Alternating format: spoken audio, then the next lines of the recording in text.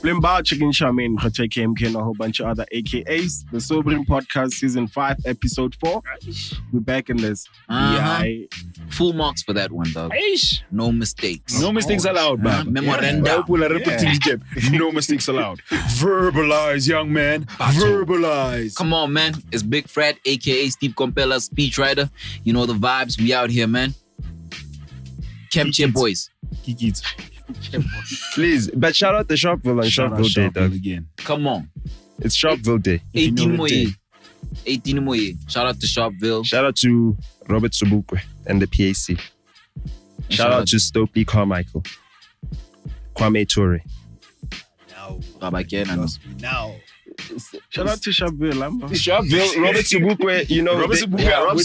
Shout out to the keeper for calling himself Rob Sub. No, Stokely Carmichael, we shout him out because, you know, he started like the African liberation movement, like the African People's Liberation Movement, which was aligned with the PAC and Robert Sobukwe at the time. You know what I mean? Stokely Carmichael, the former or ex-husband of Mama Africa, Miriam Makeba. You know, from 1968 until 1973. 5 years. Yeah, 5 years where she had to leave. She left the United States because obviously they said we can't feed the hand. And we can't, you know, don't bite the hand that feeds you. And obviously Stokely Carmichael, the founder of Black Power, you know, and one of the founders or organizers of the Black Panther Party. And yeah, man, shout out to him. And everything he stood for. Shout out to Robert Sobukwe, everything he stood for. And African people are still not liberated. It's 2021. And Judas and the Black Messiah. Wow. You understand? We're still not, you know what I mean? Wow.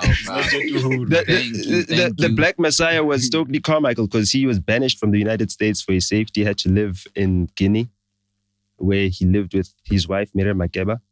Shout out to Tulu Shakur then.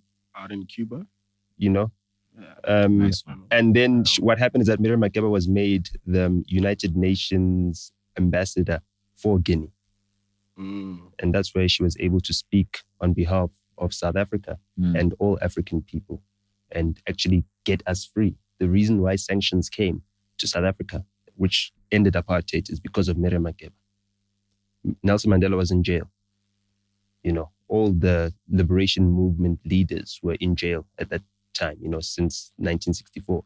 So when she spoke at the United Nations and spoke about the repression that was happening, that's when sanctions were imposed on South Africa, the apartheid state, which everyone thought was a wonderful, you know, country, which was well led, where all African people had their own homelands, which were our Bantustans, you know, which were independent, you know, up until the 94 when Mangophe shout out to Mangophe had to surrender to Mabanditi wa ANC.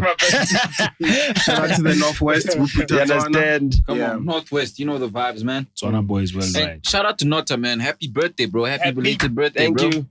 Come on. Is it not today? No, it's belated happy birthday. It was yesterday, so it was yesterday. Yeah, but no, we're still celebrating on Sharpville Day. Happy birthday, man. Yeah, so like every day, every one of my birthdays, since 94, anything, has had Sharpville Day follow it. So I've always celebrated Sharpville Day as my birthday as well. So that's a beautiful thing, man. You know, always the 18 boys love you for that, man. Shout out. Thank you. Yo, relax. Relax, bro. Bosso, shout out to Bosso. Yo, part 2. Damn. Nota. Wait. Nota, how are you not on your phone the whole time and you start recording, you get on your phone? I'm not on my phone. He's fact checking. No, I'm not fact checking. What is he fact checking? Part 1 or are we going straight? I'm looking for what happened to the audio recording app that's on your on an iPhone. The audio voice recording. You want to leak the episode? No, I don't want to leak the episode, but I just want to have it, you know. You want to have it We'll send it to you. I just want to have it. I just want to record it. I'm on flight mode, so please, you know. Why would it be? Go to because like there's some corrections I needed to make from the last episode because I watched the last episode. Go to that and you know, yes, voice memos. That's what it's called. I've never opened it. Okay, now clean. So looks like you've opened it because you got a lot of memos. No, they're from my old phones. Bro, this homie, bro. I'm like, I will go to fetch him at the car. He's listening to something in double speed. Why? Because there's not enough energy to dedicate to listening to all the podcasts and all the audio I need to listen to. Energy or time? No, energy. Because it's about my awareness, my mental awareness. Like to actually listen to it. I get tired. And I can't consume all the content I need to consume. So I consume it in double time. So in the space of time that it will take me to consume an hour-long podcast, I do it in 30 minutes, and therefore I can listen to 2 pods. I first tried to listen to 2 pods at the same time. I remember that. Yeah, and it didn't work. So I figured out. That's smart. I had this combo with him that he was literally legit in his car. All I heard was I was like, yeah, I know about the audio thing with podcasts and audiobooks. People do that. So it's sometimes you need it in 3 times the speed. Yeah. If I had it in 3 times the speed, like it would be even better. I could listen to 3 hours worth of pods in the space of 20 minutes, and then I could listen to 3 of those podcasts in 1 hour, and I could consume a lot more content, have a lot more information, a lot more ideas. I'm gonna try it. Yeah, listen to this one in like double speed because you guys speak really slow. that's what he said. I listened to the Lazi Matebula one in double time as well. I can see how that one could be listening. I loved it. Immediately after I listened to that one, I asked him for Lazi's number because I want to do something with him, and it has to do with NFTs and basically. Oh yeah. I dig the NFT vibes. So what I want to do with Lazi, so that at least it's like this is the non-disclosure agreement that I'm making him sign. I'm saying the idea here on this pod. So we made, myself and the designer in demand. Made a Dakar 2 album cover, and we basically replaced the Rhodes statue at UCT with basically a Banksy-esque type statue of Questa. And basically what I want to do with the NFTs is that I want to do an NFT of the Dakar 2 album cover and then sell it or sell enough of it to make enough money to cancel all student debt. So the student debt stands at like 9 billion, which is like 10% of Kanye West's net worth. You know what I mean? Like $660 million is 9 billion or so. So 10% of Kanye's net worth, we can cancel that and then make sure that all the student debt is eradicated with an NFT, and that's the idea that I'm going to work on with Laz. I've been reading up on NFTs. I wanted to put you guys Laz guy one. If we should do something, an NFT for the sobering, because if you get an NFT, whoever buys it, if they sell it again, like the money's yours. Yeah. You keep making money from it. That's the whole thing, yeah. And it's royalties. I've been schooling on it. So yeah, because like I saw what Duma Collective and Sibu Mabena and them were doing. Shout out to them. They raised $1 million. Oh really? Oh, MF2 had an NFT sale 2 weeks back. Bob Biden also hadn't. Yeah. So yeah, I mean, Kings of Leon did their own one for their album. You know what I mean? So I mean, I spoke to Sibu Mabena, and basically what I was saying is that, I see what you guys are doing. You know what I mean? Because like on my timeline on Instagram, I was like, all these campaigns to crowdfund raising money, like should not be used as like something as a publicity stunt. Because I know this, the media turns it into that. Although, what's his name? Lasizwe. Although Lasizwe was doing it genuinely out of, you know what I mean? I mean, 10,000 rands putting in the kitty for him is disposable income. At the end of the day, after he does that and the campaign raises money, all the brands are going to come at him with a bag, which is not going to go to the students, but it's going to come to him directly. You know what I mean? Because now he's a prominent person who raised funds. They've raised over $1 million. Standard Bank has matched them. So they're getting other bags. You understand? So the whole entire, let me do something for the public hustle is maybe like a bag as well. It is and a at the bag, same time, when you do the a student good deed, debt, I understand. The good deed is one thing, but Yeah. if the good deed is not going to actually make a material difference, it's not going to cancel the 9 billion in student debt. It's not going to cancel this that. is for It's not going to. registration. Yeah, I understand that. And what is registration? Registration for students who represent 30% of the people who actually start school. So 1 in 3 people that start school end up at university level, right? Of those people, how many of them actually finish school? of those people who now have registration fees, how many people can afford the actual tuition fees? How many people can afford the lodging fees? How many people can afford to pay for textbooks and all that stuff? So registrations doesn't really cancel the problem. Making sure that more people can register doesn't mean that they won't be standing in the unemployment line. So what I'm saying is, like, with that, is that my criticism is that, yes, you're treating one of the symptoms, but you're not actually treating the problem, which is a policy just getting issue. more people into the thing. You understand? Into the same rat race, into the same system. But the systems, it does help. To get you. No, it does help. So what I was saying to it Sibu, does. so I said this to her, so that so I said, you know what? I'm also going to reach out to her offline and say, listen, what you need to do is that you need to use this money and then collaborate with the South SAUS or whatever, South African Students Union or whatever, you know, and then figure out from them what you guys can do to help them. Keep the money in the kitty, so that's your leverage, and say, hey, we're not coming here with our celebrity power just to be celebrities. We're coming here to help, right? Yeah. So can you please give us a function within whatever your broader organizational goals are? Give us a function, and what we're bringing to the table is that we've raised 2 million rands now because Standard Bank has chipped in and matched their donation, and we're going to keep this here, right? And we're not going to change what our promise was to the people that we raised. We're still going to do it for registrations, right? Yeah. We're going to keep our promise because we made that promise, and that's the reason why people donated money. But we also need to recognize that the real reason why people are donating money is because someone died. So let that name not be forgotten. What's his name? Zwandile Ntumba. Yeah. Let his name not... I see the kids already even changed the street in Pram.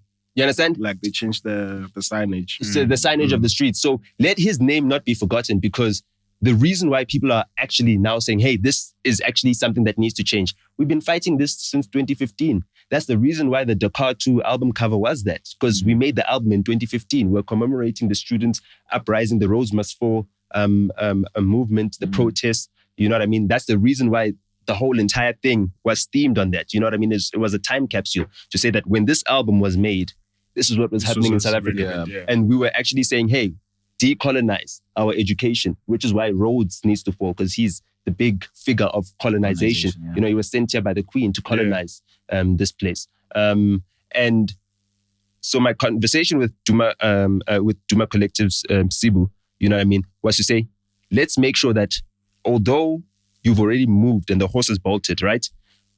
It needs to be genuine at the end of the day. You know what I mean? So I was like, I don't want to be criticizing you guys and not saying anything, but I've got like 3 requests, you know, that I had of her. And I sent these to her in a text. While you're opening, why do you say it needs to be genuine? Is it not right now? What I'm saying is that it's opportunistic, because at the same time, Black Coffee posts about the students' uprising. You know what I mean? The following day, he was being trashed on the timeline for having Euphonic, or AKA Temba, on the lineup of his gig. After 2 weeks prior, he gaslit someone with a fake WhatsApp, you know, a rape, like he's rape accused, and he's still on the lineup. And, you know, that's a really cancelable offense. So apart from that, you know, hold on. I listed my things for her. Damn, that is a chat and a half. Yeah, bro. Like, it's an essay. It's an essay. So I was like, say his name. Mthokozi Sintumba. That's his name, not Nzandile. Mthokozi Sintumba. You know what I mean? Say his name. Make sure that his name is not forgetting. Celebrate those who have paid NSFAS, because that's true. Like, people are not paying their NSFAS back. You know, let's actually celebrate those who have paid NSFAS to say, hey, you guys have paid your NSFAS. No, that I understand, right? That I understand. But that I understand, right? Celebrate those who have paid their NSFAS because they're contributing to the actual NSFAS bursaring other kids. You know what I mean? And NSFAS has run out of money. Collaborate with artists, you know, create NFTs so that you can actually raise money to eradicate the student debt that is already existing. But I mean, it also needs to be like a policy change. And also we need to ask ourselves our questions, like, are universities still relevant? I dropped out of university 3 times. I'm a privileged kid. I could not qualify for NSFAS, right? I'm privileged in the sense that my parents earned more than... I feel like you answered yourself. No. I feel like you answered yourself. We don't need universities. No. You answered yourself. You were a privileged kid. You could do that. For some people, it's the only way out. No. I think that when I say privileged kids, you need to put it in context. Privileged in the sense that my parents could afford me going to university. And dropping out. Dropping out and still be okay. No, and still be okay. Yeah. And still be okay. And enroll again. Yeah. I enrolled. I enrolled again. Yeah, no. I understand that. And I get what you're saying. The same time, those same parents also paid to Bursa 23 people who actually did complete their studies. You know what I mean? So I know what it takes to actually make a difference in people's lives with education. What I'm saying is that the reason why I dropped out of university is because, number one, I was too smart for high school. Hip-hop. For when I got to high school. I went to Radford House, which is a school for gifted children. And until recently, I'm just telling you something I didn't know. I didn't know. I only found out now, after having a conversation with my father, that I was actually bursted at Red House. My parents couldn't afford the school fees, right? And they said they're going to take me out of the school. And then the principal of Radford House, Philip Cockett, right? And the founder. Shout out Philip Cockett. And this founder, Professor Shirley Cockett, who was also my child psychologist, said, thank you to them. They said, we'd rather close the school than not have your child here, because the reason we founded the school was for gifted children like him. And he's the reason why we founded the school. So he needs to stay here. The problem was that by the time I got to grade 8 and I had to leave because they didn't have a high school, right? I was already at grade 10 level. My mathematics was already, we were doing mathematics from the standard 8 textbooks in Radford House and everything else. So what should have happened actually is that I should have been upgraded straight to grade 11 after primary school. And then I would have finished school at the age of 16. And then at the age of 16, go to university. And had I gone to university at the age of 16, I would have been too young, because I wouldn't be 18, too young to actually move on to another level in life. I would have done my grade 11, grade 12, gone to university, finished my undergraduate by the time I was 18. But because I didn't do that, when I got to university after the frustrations of high school, after staying there for 3 years in which I was just, coasting along, and it only really became challenging in grade 11 and 12, you know what I mean? I went into university and my life was so advanced. I was already working. I was already an entrepreneur. I was going to study entrepreneurship management at UJ, which was futile. Why would I study something I'm already doing practically? Why would I take all the steps back? To interject there, I do understand when people say statements like, is university relevant, right? I understand why you're asking that question. However, I do feel like it's from a lens of a certain trait. You know what I mean? Like when you say entrepreneurial management. No, it's not from a lens of a certain trait, because in New Zealand, right, you can quit school and then go work in a farm and do farming. Are there any children in South Africa who are working the lands, the great lands that we've got in this country? No, they're not doing that. They're not adding to agriculture. They're not doing trades and skills. You don't need to go to university to be a mechanic and fix cars. You understand? So what I'm saying is this, that there's lots of people that are waiting. That's what I'm saying. Yeah. We've got 57% unemployment amongst the youth right now. Going to university is not going to address that. Listen, is it? Is it? Let me ask you guys. Is it going to address the fact that there's graduates who've got degrees who've been sitting at home since they graduated? I don't think the homies are disagreeing with you, but they're not agreeing with you. Yeah. I understand that you don't agree that university is irrelevant. I mean, like what I'm saying is that there's certain things that you have to go to school for. Yeah. Like Yes, there are certain things. You can't bypass that. The people are not going to school for academia or to contribute to the collective knowledge of the world, which is the reason for universities. It's about academics. It's about contributing to the knowledge of the world. That's why you do dissertations. That's why you do your PhDs and everything else, to contribute to the knowledge of the world. You do research. Universities are research institutions. I think so. The people are going to university because they want a good job. They want something that will contribute to their livelihood. You don't need to go to university to contribute to your livelihood. You don't need to go to university for a good job. What's an alternative? Yeah. Two things can be right at the same time. That's true. So but now if you've got too much of one thing, it becomes wrong. But not everyone has to go to university. Yeah. Not everyone. Some people need Some people do. Yes, that's the thing. You're right. We can agree there. We can agree there. Yeah. And while we're there, I just want to also, when you spoke about people that when you have to fix cars, you don't have to go to university. But then you don't have to go to university like to be a mechanic. You can study it elsewhere. Exactly. And you can do that from like grade 10. You can just go Exactly. into the... Exactly. There's not enough knowledge in that. Like, There's a lot not of enough people, culinary education. School, you don't have to like go all the way. You can do your high school, but then a culinary school, mechanics or whatever. Like, what do they call them? TVET? TVET, yeah. Yeah, the colleges. But there's not enough knowledge of that. After grade 9, you can just go now into everyone's rushing to university education. The student debt bill is getting higher. It's not being addressed. The government departments were divided by the Zuma administration so that he could hand out more patronage. Why do we need a higher education department instead of just one education department, which also covers education in social development? Because we do need social development within our education system, because some people don't even have food to eat. Some people don't have like transportation and all this stuff. They don't have all these resources. Why is it that we don't have one body that focuses on education and social development in education, right? And then cut out all these other departments that are adding to the public wage bill, which Tito Mboweni is trying to reduce, right? But you can't reduce the public wage. You can't, he's not trying to shasha. He's trying to save. He's trying to save. So all the money that's being spent on paying salaries of people whose jobs are irrelevant, like ministries that don't actually do anything other than add to the public wage bill. We need to cut all that out.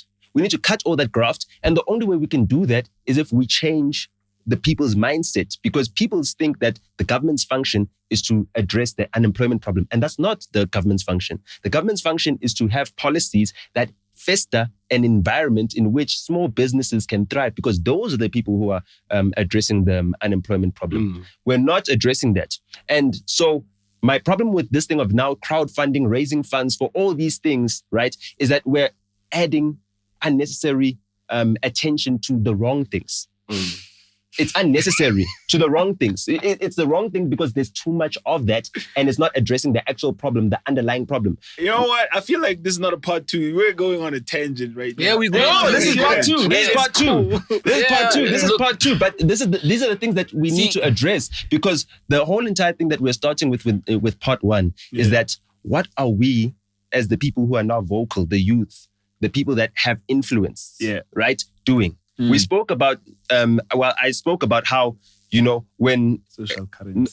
Not even just social currency. Social capital. Social capital is one thing, but, I spoke about how when you had a guy like DJ Fresh, who was the biggest thing on radio, right, went to a white station and then became a white guy, and then he's now become irrelevant. You know what I mean? He's now even been kicked off of 947 amid all the allegations against him. You understand what I'm saying? And then who fills his place? The person that fills his place, are they going to replicate the same thing like they did on 5FM? Because Thando Tabete is now taking his space. Thando Tabete, whose space was opened up because I wrote an open letter against 5FM. You know what I mean? Which, yes, I used an artist at my label to actually bring it to the fore.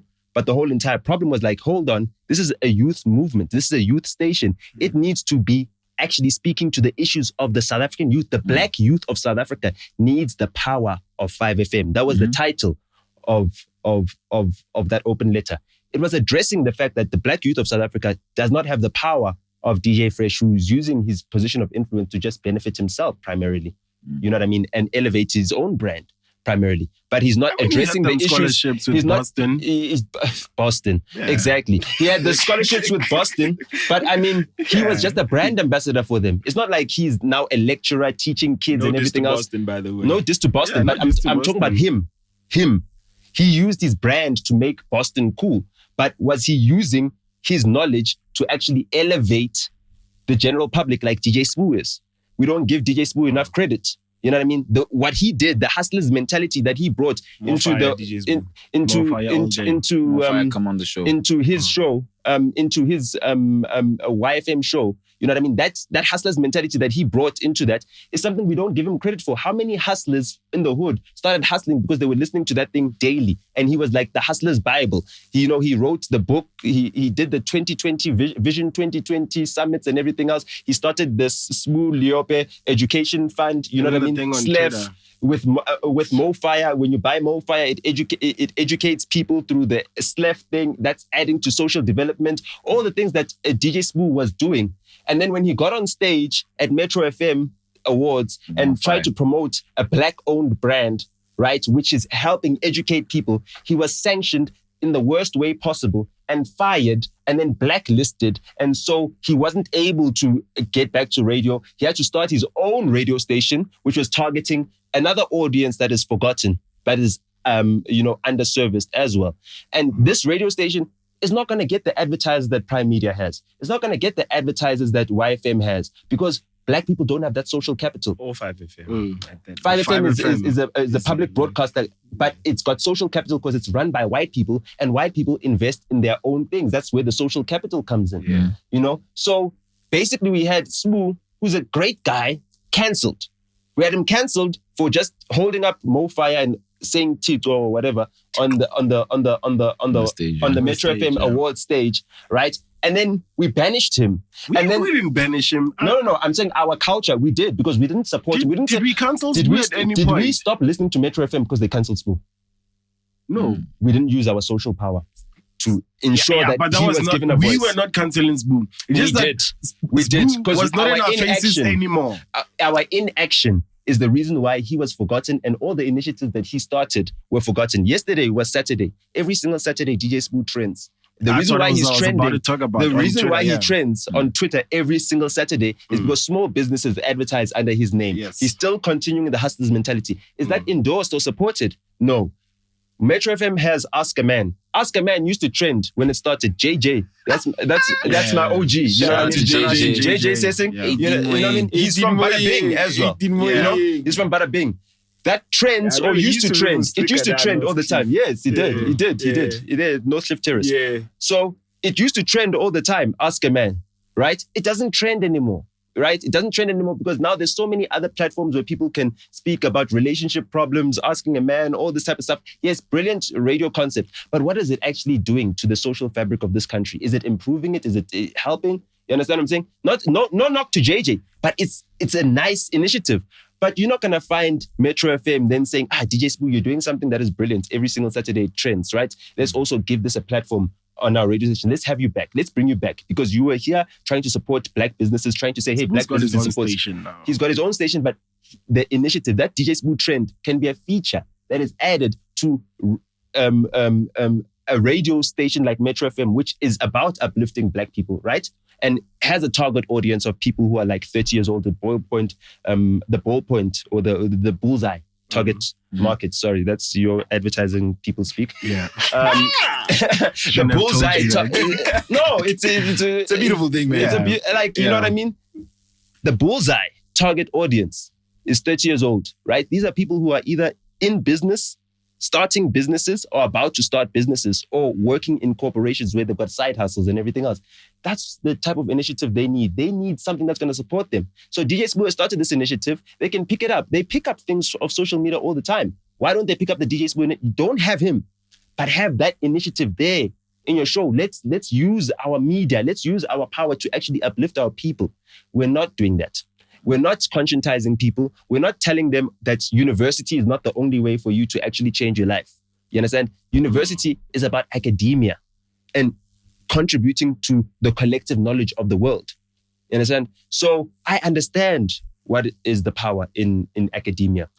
I dropped out of school, right? I dropped out of university. My sister studied, my older sister studied politics, philosophy, and economics. She got 2 master's degrees under Adam Habib when he was still the head of Wits University. And then she got her PhD at SOAS, where he just became the director. And the president is Grasa Machel. SOAS, the one where he dropped the... Yes, that's where my sister got a PhD. Was he not cancelled from there? He's been forced to step aside while an investigation into his racist remarks is held. My sister, who's got a PhD, not shouting him out. My sister, who's got a PhD, knows exactly how problematic Adam Habib is. She got 2 master's degrees under his leadership at the University of the Witwatersrand. You understand what I'm saying? I'm not even going to call it Wits. The University of the Witwatersrand. That's what it is. I haven't heard Witwatersrand in a while, yo. But that's what it is. And that is institutional. Shout out to my kudu bucks, yo. You know, that's institutional racism rearing its ugly head everywhere it is allowed to thrive. And if we do not suppress white supremacy and racism, we're endorsing it encouraging it and allowing it to thrive. The same way, if we do not address the fact that our Black leaders get into certain positions and don't uplift their communities, we're allowing the poverty that is of the minds and of the situations that we find ourselves to thrive. We're endorsing it because why do? We bring one Black guy up and then we celebrate him for coming up above everybody else. And then everybody else is suffering and we celebrate that in the same vein as we celebrate the person that has managed to overcome. We celebrate that because if we celebrate that one person going up and we don't say, hey, we need to celebrate everybody else in the same vein, then that is what we're allowing to thrive. When I was celebrating the fact that I'd been elected as deputy chairman of the Industry Development Committee, right? I posted that on my social media. My sister did not celebrate that. She said, it's a boys' club. There's only men in that little committee. Yeah, I saw that, yeah. You understand that? That is an issue. I was then subsequently demoted because I raised the fact that, these record labels are plaque capping. You know what I mean? Printing out plaques which have got no sales to back them up. Uncertified. Yeah, that's the plaque capping. I coined that phrase. Stop the plaque cap. The plaque cap. What has happened since I've been demoted? Have you seen much plaque capping? Have people just been printing plaques all of a sudden? No. I'm still... No. I'm sorry, fam. It's less. I want to know. Wait, when were you demoted? I was demoted last year. Immediately after the whole entire thing. Here. Let's. I'm just saying, this is the responsibility. This is the responsibility we have when we're elevated to these positions. The Industry Development Committee is a voluntary body. We're just a committee. We're not board members. Yeah. We report to the board. Yeah. Unite? Yeah. Right? We report to the board. Yeah. I report to the board. The board saw it. No, I still do. I'm still part of the committee. Oh, just demoted. Yeah. I was demoted from my position. I'm still part of the committee. I still contribute to the debates that we have each and every single month when we meet and we have quorum, right? My wife, a female, a woman, not female, has now been elected to the board. I report to my wife and everybody else on the board. That's good. Beautiful.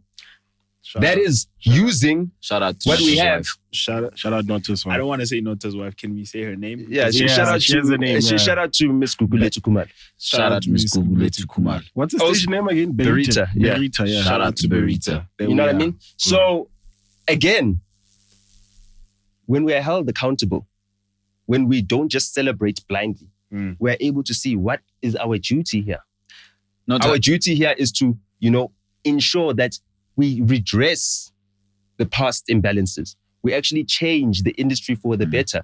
You understand? My sister called me out on celebrating myself being part of a committee, which is all men. After this, you're rounding it up. Today, you're going to hear us. And then the next thing, and then the next thing, you know what I mean? My wife then gets elected to the board, of her own volition, of her own thing. Now, I report to her.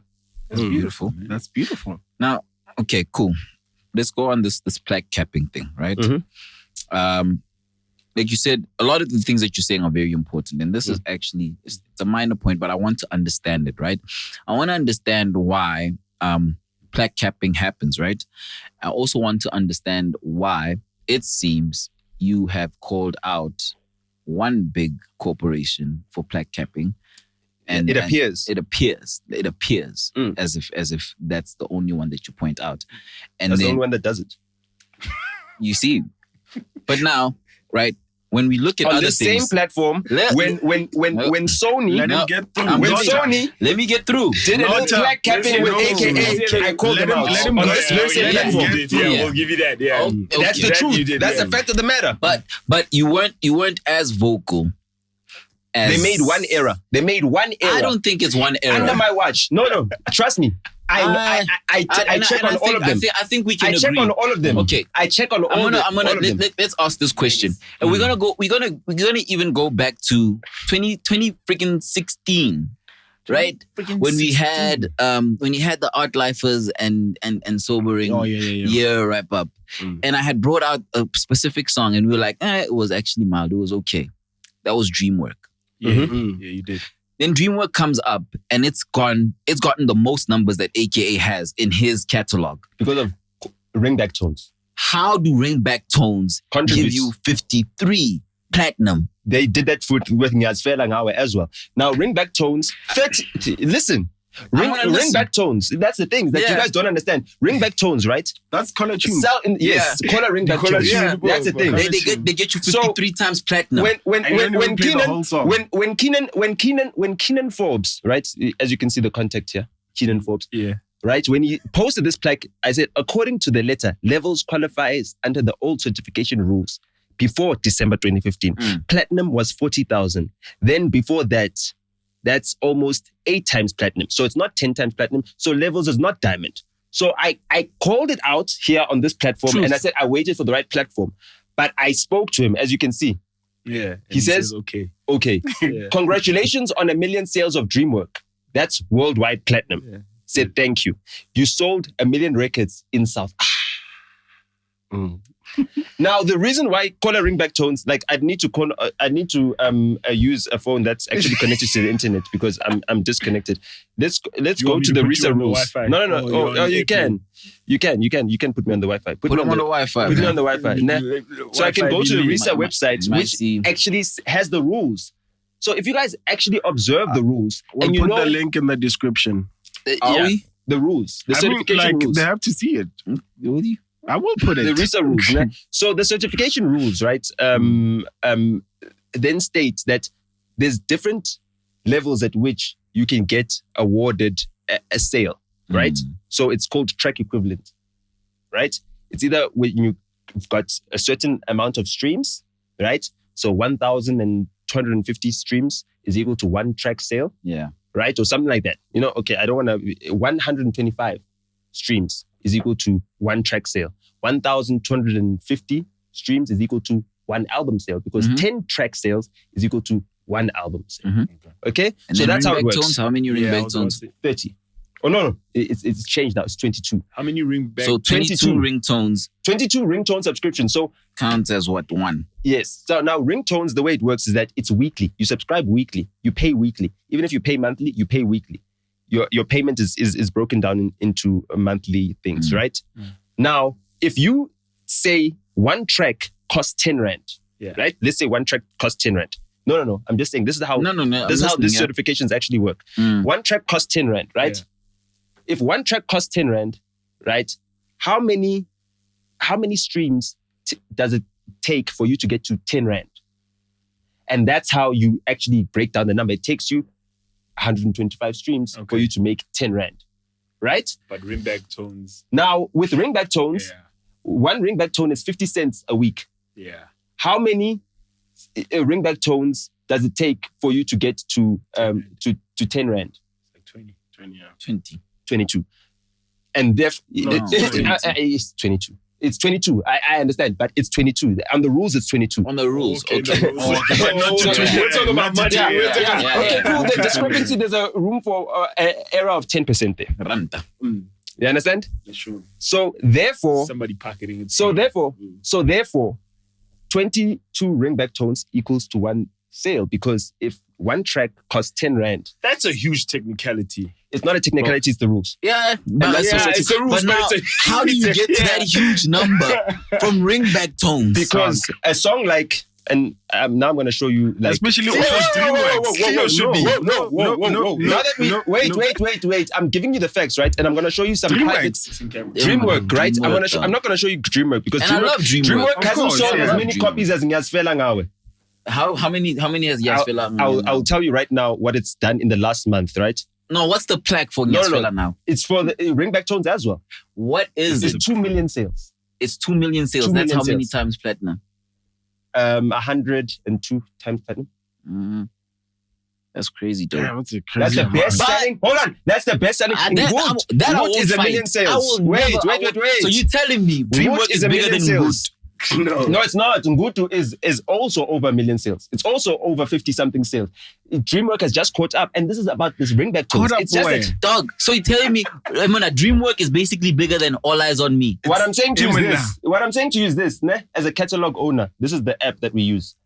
This is how much this thing Nyasfela Ngawe has made.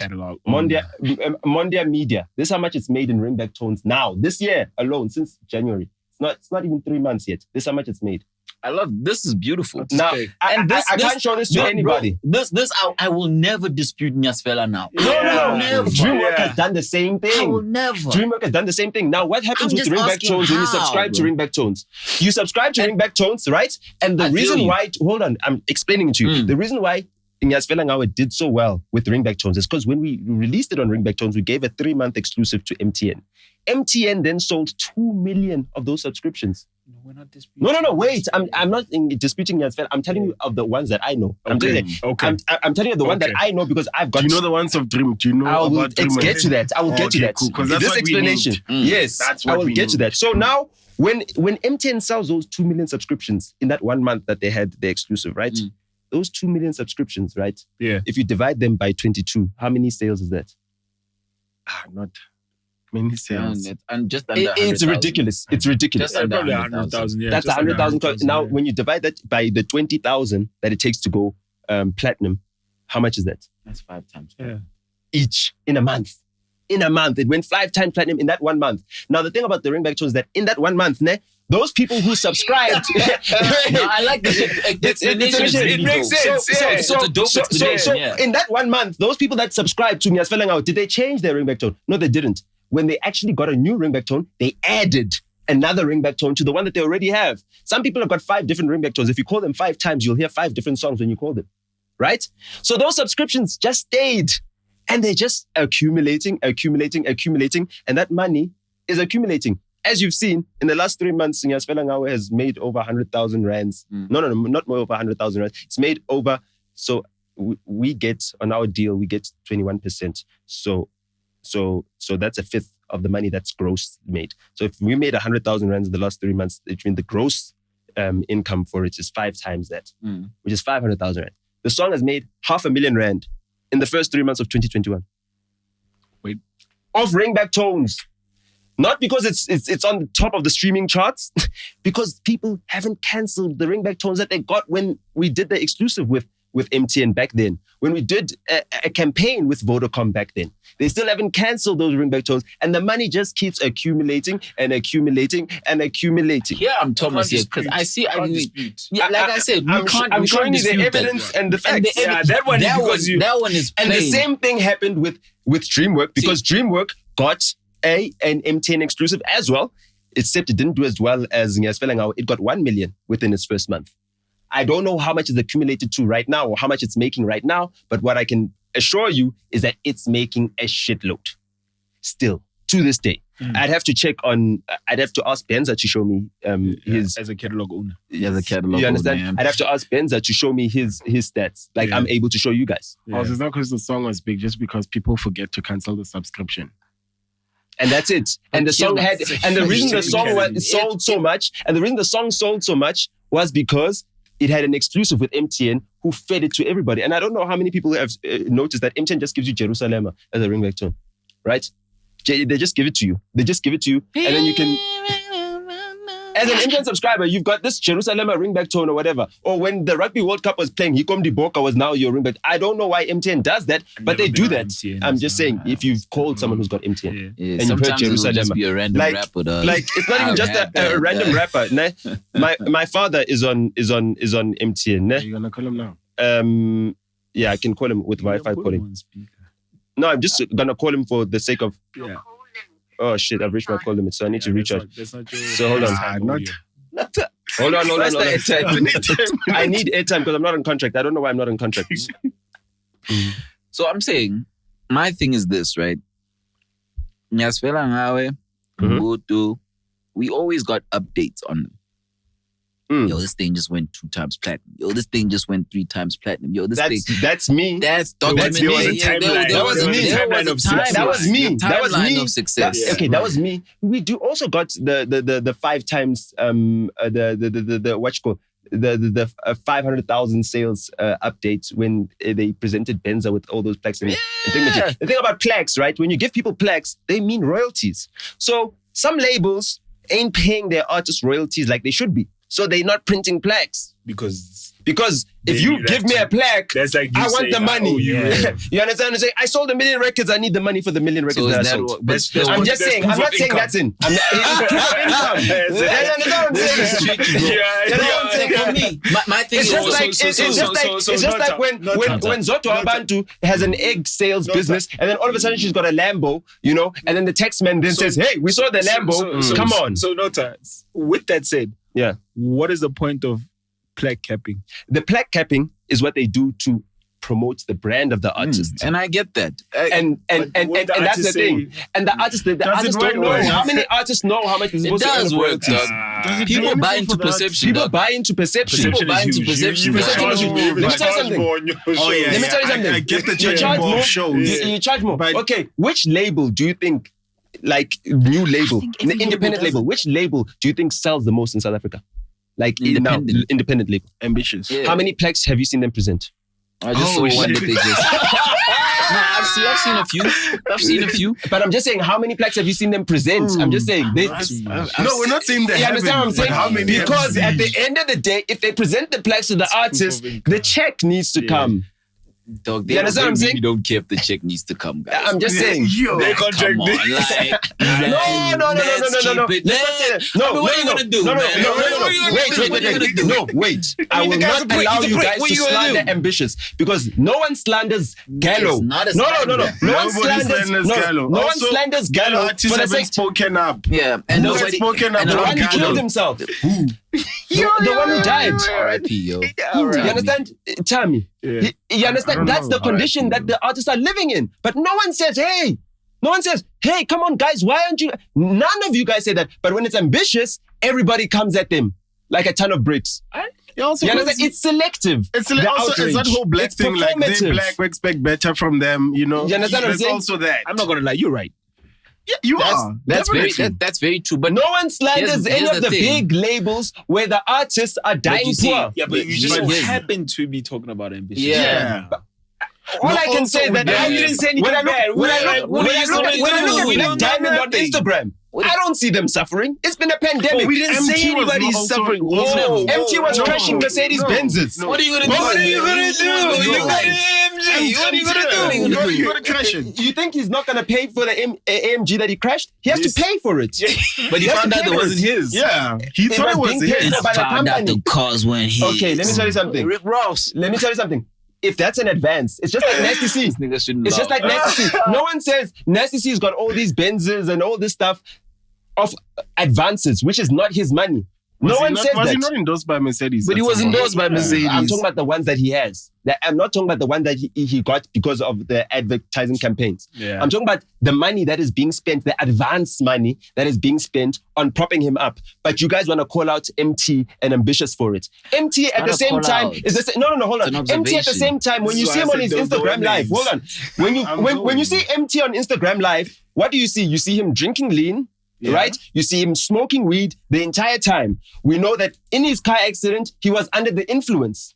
Is insurance going to pay for that car or the repairs of that car? The repairs of that car came up to how many hundreds of thousands of rands? Did he pay them? The car wasn't his. He thought it was his. That's okay. what we're saying. No, it's not about he thought he was inebriated and he crashed the car. All we're talking about is ownership. And he hit a public government side.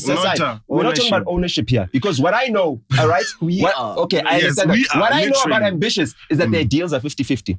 They're better than the major label deals. I just told you that even that percentage that I was telling you about is 20%. It's worse than an Ambitious deal. I'd rather have an Ambitious deal. Yes, it's worse than an Ambitious deal. It's worse. You understand? They're 50-50. Would you sign to Ambitious? No. I'm not an artist. Why would I sign to Ambitious? If you were an artist, would you sign to Ambitious? If I was an artist, I would recommend Ambitious. I would, because I can see. Would you recommend? Would you sign? If I was an artist, right? Because of my knowledge, the reason why I wouldn't sign.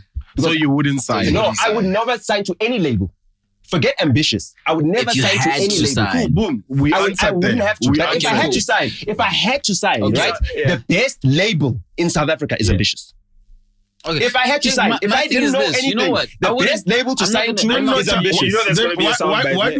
I don't care what people say. Look, I'm just saying, I don't care. We also gave them their flowers. You know what I mean? No, it's not about giving them their flowers. They're the best in finding new artists. Like they ran the summer. They push their artists. They invest. They spend on artists. The other labels, they spend on offices. and you don't see the investment filtering down to the artists. And the parties that they invite us You understand to. what I'm saying? Yeah. They spend on all of that. They invite you to parties and everything else. You drink the money and everything else. You're and drinking, the artists can't even afford to buy their own liquor. I can even see Mokgethwa saying, I'm damn it, drinking this artist's money. Yeah. You know what I'm saying? You're drinking this artist's money. You call out ambitious because there's a narrative that's been created around ambitious. You see, now that's that because now let me tell you why. Other I'm not experiences. invalidating. I'm not invalidating. I cannot take the word of someone who's not going to show me his contracts, which I can assess myself, right? Who's not going to show me his contracts. What happens when there is no contract? He hasn't.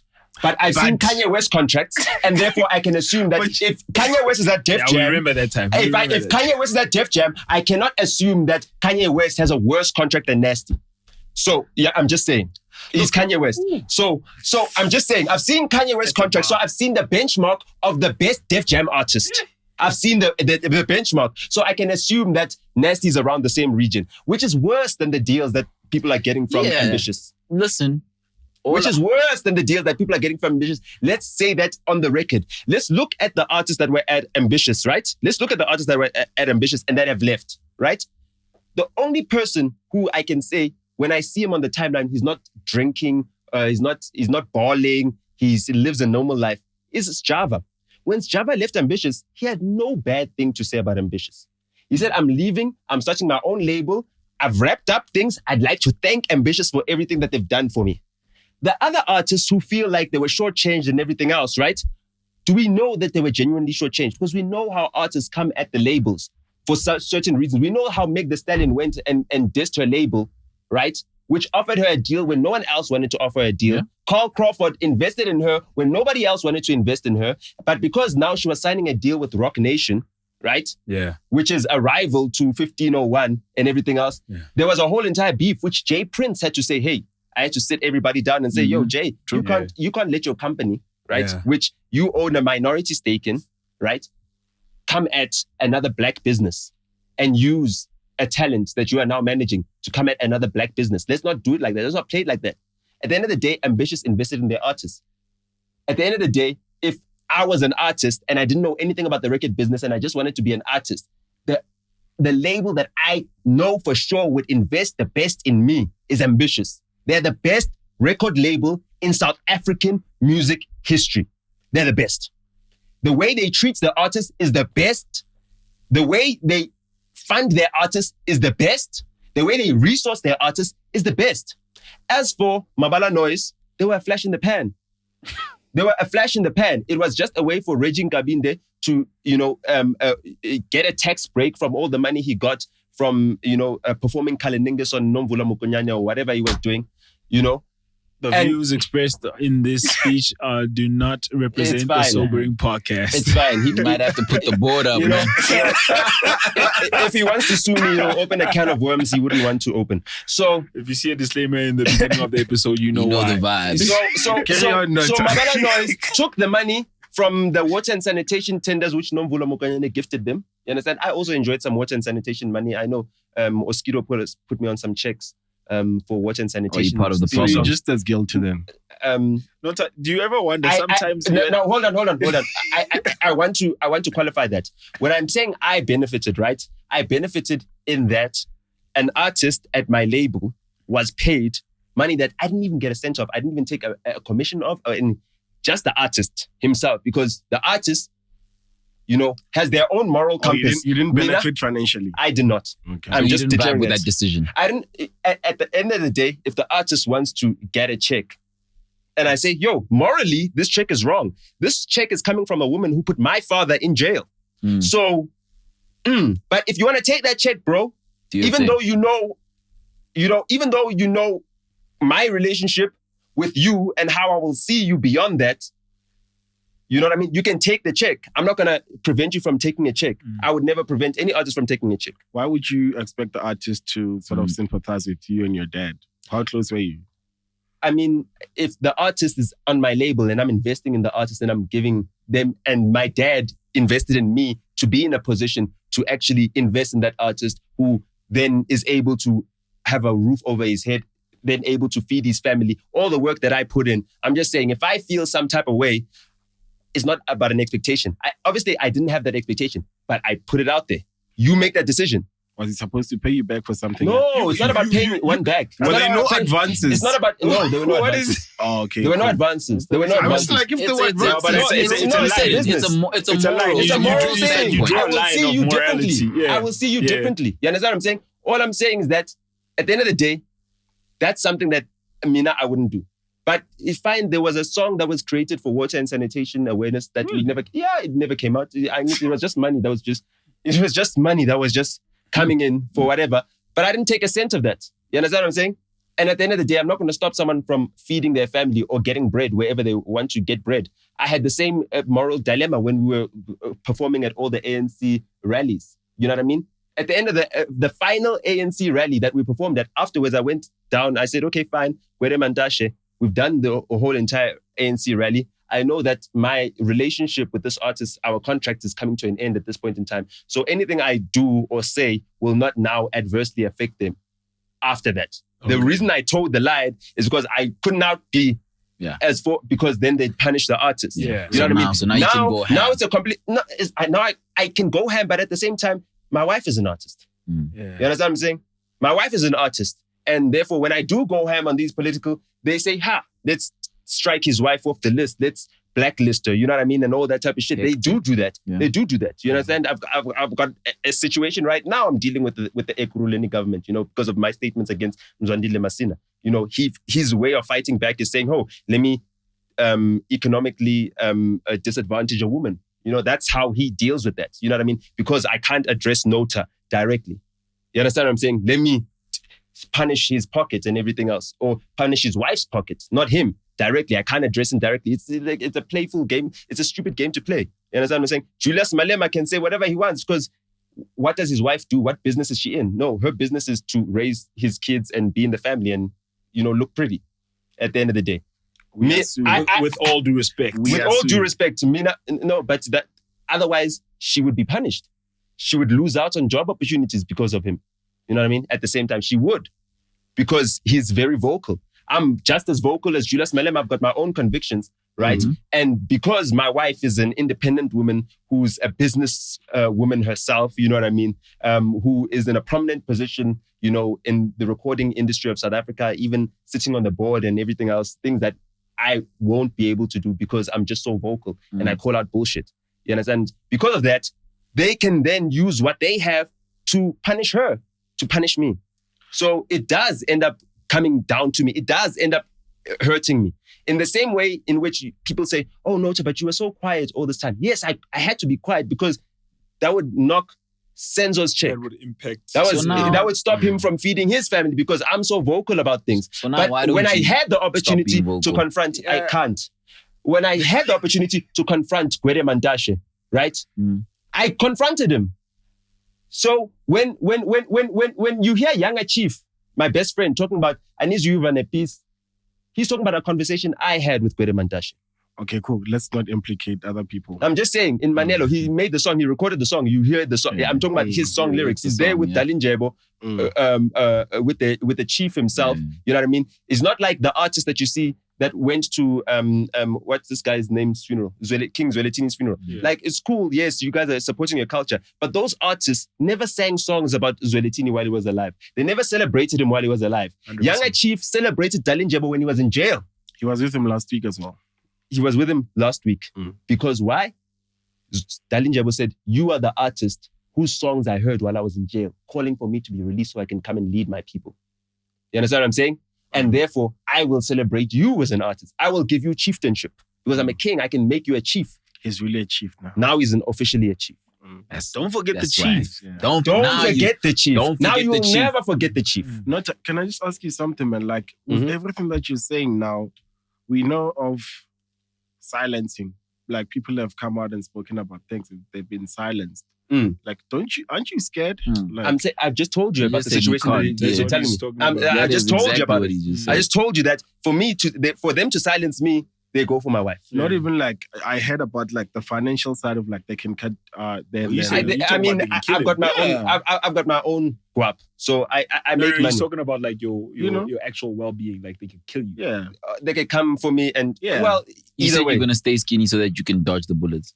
It's not about that. That's Like what he I said. spoke about That's this. I literally spoke what he about this, and I spoke about the fact that But he said this. my mother's younger brother, is part of the Secret Service. So when there's a threat on my life, I'll know about it. Oh, so When there's a hit on me, my uncle will call me and say, Do you see "You've what gone too far." kind of like... go off then, you're good. It's not that I'm good. I'm not good. I'm not good. I actually, you know what I mean? You have I'm not intel. good. I've got intel. That he's in his... No, it's just you know. You got access to intel that we... No, I don't have access to intel. I don't use that access to intel. The thing is this. But you'd my benefit uncle from is it. best friends. My uncle is best friends with David Makura, the premier of this province. You understand? They were in the bush together. They were in exile together. David Makura used to flip over the boerewors on the braai stand for me as a kid. I don't benefit from any government tenders and everything else. You know what I mean? David Makura, in his premier awards, made Questa the live performing artist of the year a couple years ago and whatever. And then that prize money and the thing was split amongst the band members, not me. Why? Because it comes from my uncle. No, it's not because I'm good. It comes from my uncle. And I don't support graft, corruption, or anything like that. And when one day when I get investigated because I'm so vocal, I want them to find nothing. I want to be clean. You understand? I want to make sure that my hands are clean. So the band benefited from that. Yeah. The other guys who are not part of my family benefited from that. And I got to, say, okay, thanks, uncle, for looking out for the dudes. At the same time, again, another reason why I will defend Ambitious, and I'll say this to you guys, I will defend Ambitious is because when Rap Life collapsed, right? When Rap Life collapsed, and your guys is think Rap Life, yeah. Yeah. When it collapsed, right? I knew that there were severances that would need to be paid to certain people. Makwa being one of them. You know what I mean?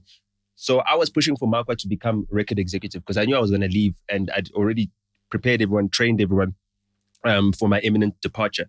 You know what I mean? Which I was supposed to depart from the 1st of April last year, but I ended up departing on the 17th of March last year. You know what I mean? Which was earlier than... Yeah, because, obviously we went through the financial records and everything else, and like the whole entire thing is like, damn it, we've made 40-something million rands, got nothing to show for it. We're in 800 and something thousand rands in debt. Every salaries are being paid off overdrafts, and now the coronavirus lockdown means that there's the end of gigs and everything else. And none of that money I had access to or control of because I was not the owner of the company. You know what I mean? Even though from inside, we were promised, okay, fine, we're going to split up the equity. X is going to have this much equity. Senzo is going to have this much equity. Nota is going to have this much equity. Leroy is going to have this much equity. All of the equity was Leroy's. It was his company. He had all the accounts and everything else. All the money was flowing into accounts he controlled. And when it all came down to it, I obviously had my record label. Who's Leroy? My former partner. He's the guy who's now managing Big Zulu. That's why Big Zulu, you see him driving around in Questa's old H1. So... Yeah. That's why that's why he shouts for Big Zulu so much. Yeah, because that's my former partner. Although, I have differences with my former partner. You know what I mean? The resources that Big Zulu has are the resources that I helped build for Questa. And that's why you see, you understand what I'm saying? Guys, 47 million, nothing to show. What do you mean nothing to show? That was the turnover. Nothing to show for it, like materially, apart from cars that were bought. There was a house that was bought on bond. Like on mortgage, when the house could have been bought cash. Yeah. You know what I mean? There were certain business decisions that were taken, like, hey, let's not just buy a big house. Let's actually buy apartments. Let's buy blocks of apartments. We've got all this money. You know what I mean? So that if we've got these blocks of apartments, TLT can have their apartment. Makwa can have his apartment. Everybody can have, and then the remaining ones rental income. You know what I mean? Which means that TLT doesn't have to pay rent or pay back the bond and everything else and all that stuff. So that were the systems that I was trying to put in place. I wrote documents and everything else, all these suggestions in my position as record executive. You know what I mean? And that was that. I was earning a salary just like everybody else. I didn't take salary increases because every time I was offered a salary increase, I said, no, instead of giving me the salary increase that guy's salary. Instead of giving me a salary, increase that guy's salary now. No, instead of giving me a salary increase that guy's salary now. What was supplementing that for you there? Nothing. The fact that I just did not care for the money. I didn't care for the money. I was not going to be rich while the artists are suffering. And then at the end of the day, the artists look at me when the company collapses and say, nidlimali yetu. Yeah. Whereas now the situation is that, everyone that was left behind, they had to point fingers at them and say, nidlimali yetu. But they didn't look at me. It's not like my relationship with Marco. You like cleaning your hands. I like that. I stay clean. You like keeping your hands clean. I like keeping my hands clean. I stay clean. I like keeping my hands clean. You know what I mean? I don't like the fact that, guys just lose ethics when it comes to business. When money changes people. Yeah. And for me, I come from a position where I know money. You know what I mean? I'm generationally wealthy. I don't need to. Yeah. Got that talk. I love that talk. Say it again. So I'm generationally wealthy. You understand what I'm saying? So I don't need to. I don't need to now cheat the talent that I'm representing or working to make myself wealthy. I didn't build myself a mansion like the rest of my partners did. You know what I mean? I didn't get myself a big bond or whatever. You know what I mean? Like the rest of my partners did. Because when the company collapsed, yes, you've got these big houses that you have to pay these big bonds to, but now the artists that you work with look at you as like, man, we're all contributing to this thing and you made yourself rich and brought this thing down to the ground and now there's nothing left of it. Now, when you look at what rap life was and is, it's a lesson on how niggas can get money and fuck it up instead of it being a bastion or an institution where you can look at these kids. They made it. They were working from the hood. They elevated themselves and they got up to this level. So is rap life done? That's what you just said. It's done. So that was the collapse of it. So how are you linking it to ambitious? Because when you started this, you said that's my thing. That the reason why, at the end of the day, when I needed to now say, shit, I need a plan. I don't have my own money, savings to whatever. At the end of the day, when Rap Life collapsed, I was like, it's fine. Senzo, you are fine because Urbentainment, the label, is fine. And your royalties have been preserved and protected. And therefore, you'll have multi-million rands coming into your account. Still. No, like then, because I'd preserved that. I'd created a preservation fund. You understand? Of his royalties. So that, you understand? So when the lockdown came, he had $1 million something come into his account. So it wouldn't look bad. Because at the end of the day, if he goes down and people are like, no, Questa Sega will, he's broke. Who are going to look at? They're going to look at you. Definitely. So, that was the one thing I had to do for him on his behalf. You know what I mean? I had to protect him from himself. And at the same time, now there's Mokgethwa, who's a producer who's working and everything else. When the whole entire company collapses, any time a company collapses or whatever, when someone now gets laid off or has to leave, Mokgethwa had to leave now from his position, which would have been record executive. So he needed to get, for all the salaries, all the years he'd been working, a severance package. You know what I mean? I called my homie at Ambitious. I said, I don't have this money in my personal kitty. I don't have this money. Can you please hook me up? I need to pay Mokgethwa severance.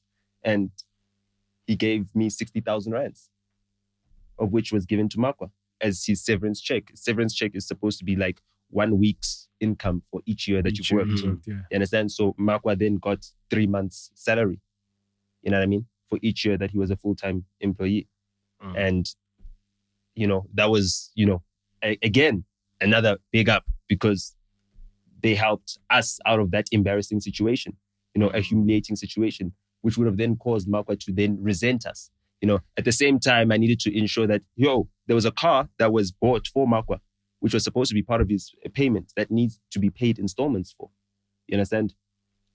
I don't know why the car wasn't bought cash because we had more than enough cash to make it. Was money. You know what I mean? There was money going in. I mean, 3 gigs alone at 85,000 rands a gig would have paid that car off cash now, like immediately. It wasn't done because guys wanted to earn themselves 200,000 rands a month salaries and all that type of shit. And, also, that's where the money was going. You know what I mean? Just things like that. Ridiculous things like that. Among other things. Among the fact that, there was salary deductions for tax. And then before the company collapsed, before Peko died, you know, I Rest have a in long peace, rest in call. peace. I have a long call with Peko. He says, shit, I need to fix my tax issues. It's fucking me up. I'm like, why do you need to fix your taxes? He's like, yo, y'all guys weren't paying my taxes. You were paying my salary. You were deducting the tax money, but you weren't paying the taxes. So when I went to the tax man, yo, you understand what I'm saying? And then I was like, fuck, well, you know what? The niggas that were spending your tax money and everything else, don't worry. By the end of June, I see this happening. The way they were going, niggas is dead. At the end of June, who dies? Peko. Damn, that's sad, man. As a freelancer, man, tell them to give you your whole money, pay your own tax. You understand what I'm saying? Well, he wasn't a freelancer, he was a salaried worker. Yeah, he was a salaried employee. The company's supposed to pay your tax. On your payslip, it says deductions. It's their responsibility, but it wasn't his responsibility. It wasn't his responsibility. It wasn't his responsibility. The company is supposed to do it. You understand? So this guy was by law, fully, the company. I know. He was fully a salaried employee. When Peko, my journey with Peko starts like this. I identified Peko when he was still working at Universal. I called Garrick, Jesus, who works at MTV. I was like, shit, we just signed a deal with Sony. Nah, but Sony doesn't have a promos guy who's really doing the shit. There's this Tabiso guy. Tabiso is now in the funeral business, who's at Universal. He's really doing the shit. Jesus says, yeah, Tabiso is doing his shit, but the actual person who's really doing the work on the ground is this kid, Peko. I was like, oh, that's Peko.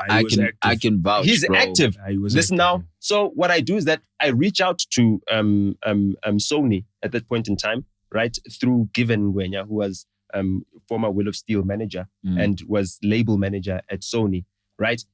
He then says, okay, I say, yo, we need this kid Peko in our promotions department. Whatever you need to do to get Peko. Whatever you need to do. He then tells Paul Thackeray, who's head of marketing at Sony at that point in time, that, hey, there's this kid who's in IT at Universal. And he'd be good as promotions. He's in IT, he's in the wrong department. He's not in IT. But obviously, Paul is not going to hire someone from the rival company who's in the same position because they don't want to set a precedent of poaching each other's stuff. So he tells Sony that this guy's in IT, offer him a promotions job, right? At the end of the day. I know that at that point in time, Sony's in the protracted negotiations with Benza to get AKA on board, right? So they're building a hip-hop, SA hip-hop. They're investing in SA hip-hop, whereas Universal is more in dance. And the person who's getting this music played and everything else is Peko, who's working under Tabiso.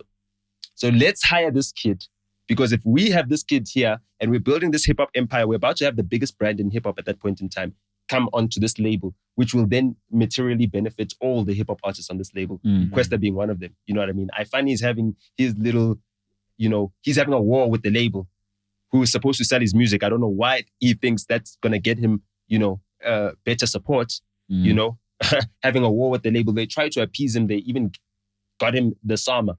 We won the Metro FM award that year. And then I finally won the Sama. You know what I mean? So what do you mean got him the Sama? Like, I mean, they're going into dark territory. No, it's not dark territories. We saw how Rock Nation got the Grammys. Guys, this is how these things work. Allegedly.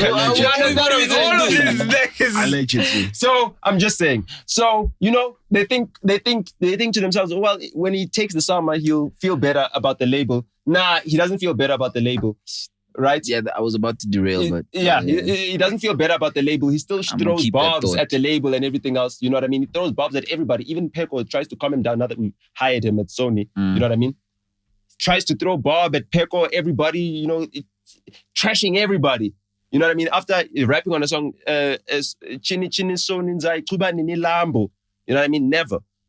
With that attitude, never. You can't bite the hand that feeds you. You know what I mean? So we knew what was the power of Peko. Yeah. And then, well, not never, at least not from you guys. No, I knew. No, you're talking about something else. Yeah, you're talking about iPhone. He's talking about the Lambo. Yeah, I'm talking about never. Yeah. You know what I mean? You know what I mean? You'll never get enough money out of Sony to buy a Lambo with that attitude. Exactly. That's what I mean by that.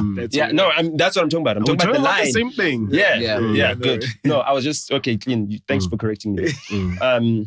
Or rephrasing. So Peko is a fucking PR, maybe. Like, He's the nicest guy, sweetest guy, best relationships, everything.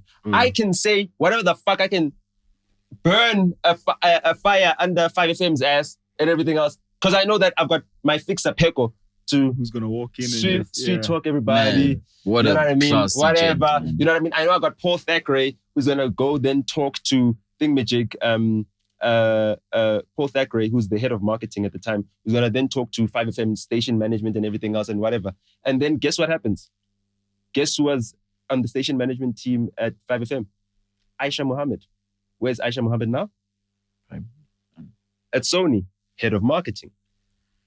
You understand what I'm saying? It's just like companies that hire all Barack Obama's stuff. You understand? So that, you know, they've got that institutional knowledge. You know, you worked at the Department of Justice for Barack Obama. We know that when the SEC comes against us, you've got the social capital with the people in the Department of Justice now to ensure that it's not that hard. You know what I mean? So again, like, you know, I'm giving you guys like the information from the inside. You know what I mean? Wow, this is what we want.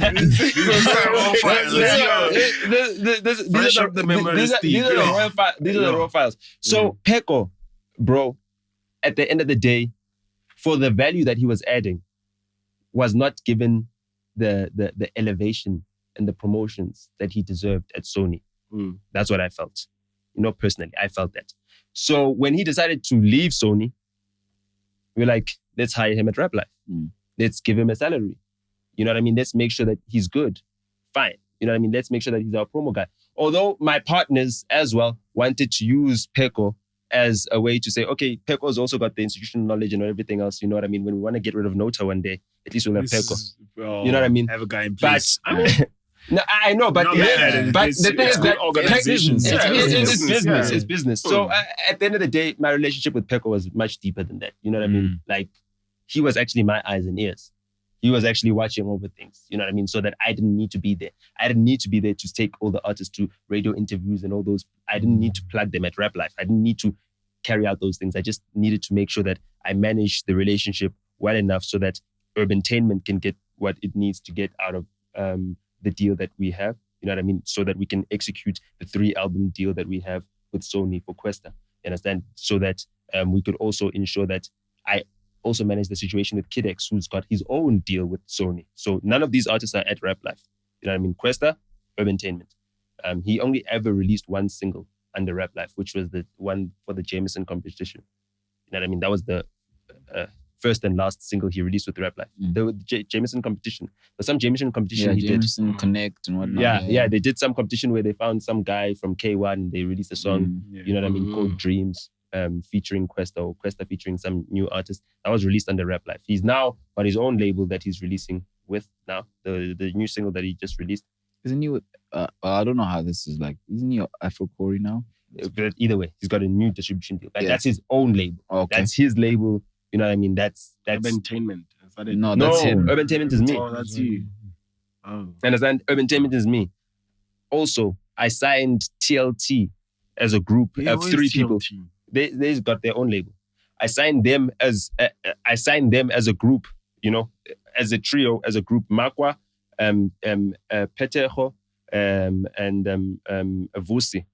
Petejo, Makanyane, Neo, Jeremiah Makwa, and then Vusmuzi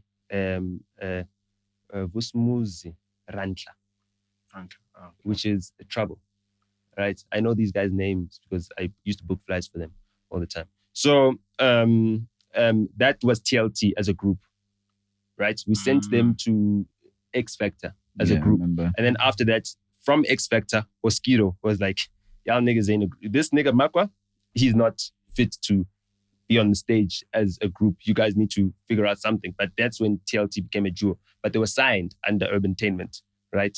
As a group, to prevent them from being then signed under Rap Life, because I didn't want to trap them under that. So yes, we invested in everything else. So you saw things? Yes, obviously. I knew what was happening. It's like a negotiated settlement. It's like how Cyril Ramaphosa runs the ANC. You know that you know how to work with your enemies within the midst of your own organization. Yeah. So, you know what I mean? So that's why Ace Magashule can say whatever he wants to say. You know what I mean? And Cyril, unlike Zuma or Mbeki before him, won't sanction Ace Makashilo because that's not his leadership style.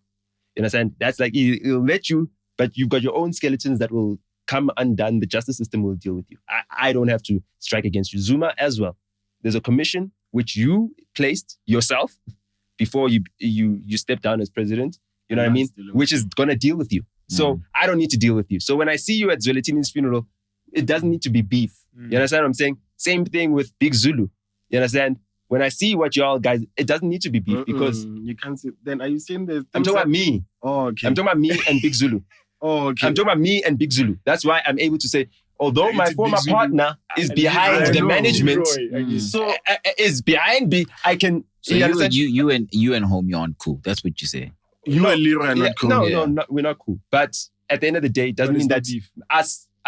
What is the beef? Yeah. Not, I mean, I just told you. No, it's not beef. It's no beef. Yeah, but they're not cool. It's like while we were working together. And what are you saying about Big Zulu being there? No, well, I mean, like I wouldn't work with someone like that. You know what I mean? Personally, because of the experience that I have. And it's not like a black coffee statement where it says, I wouldn't be managed by a guy like the authority. Are you talking about Leroy? I'm talking about, I wouldn't be there because at the end of the day, you know, I was there when 40-something million rands in turnover disappeared and became nothing.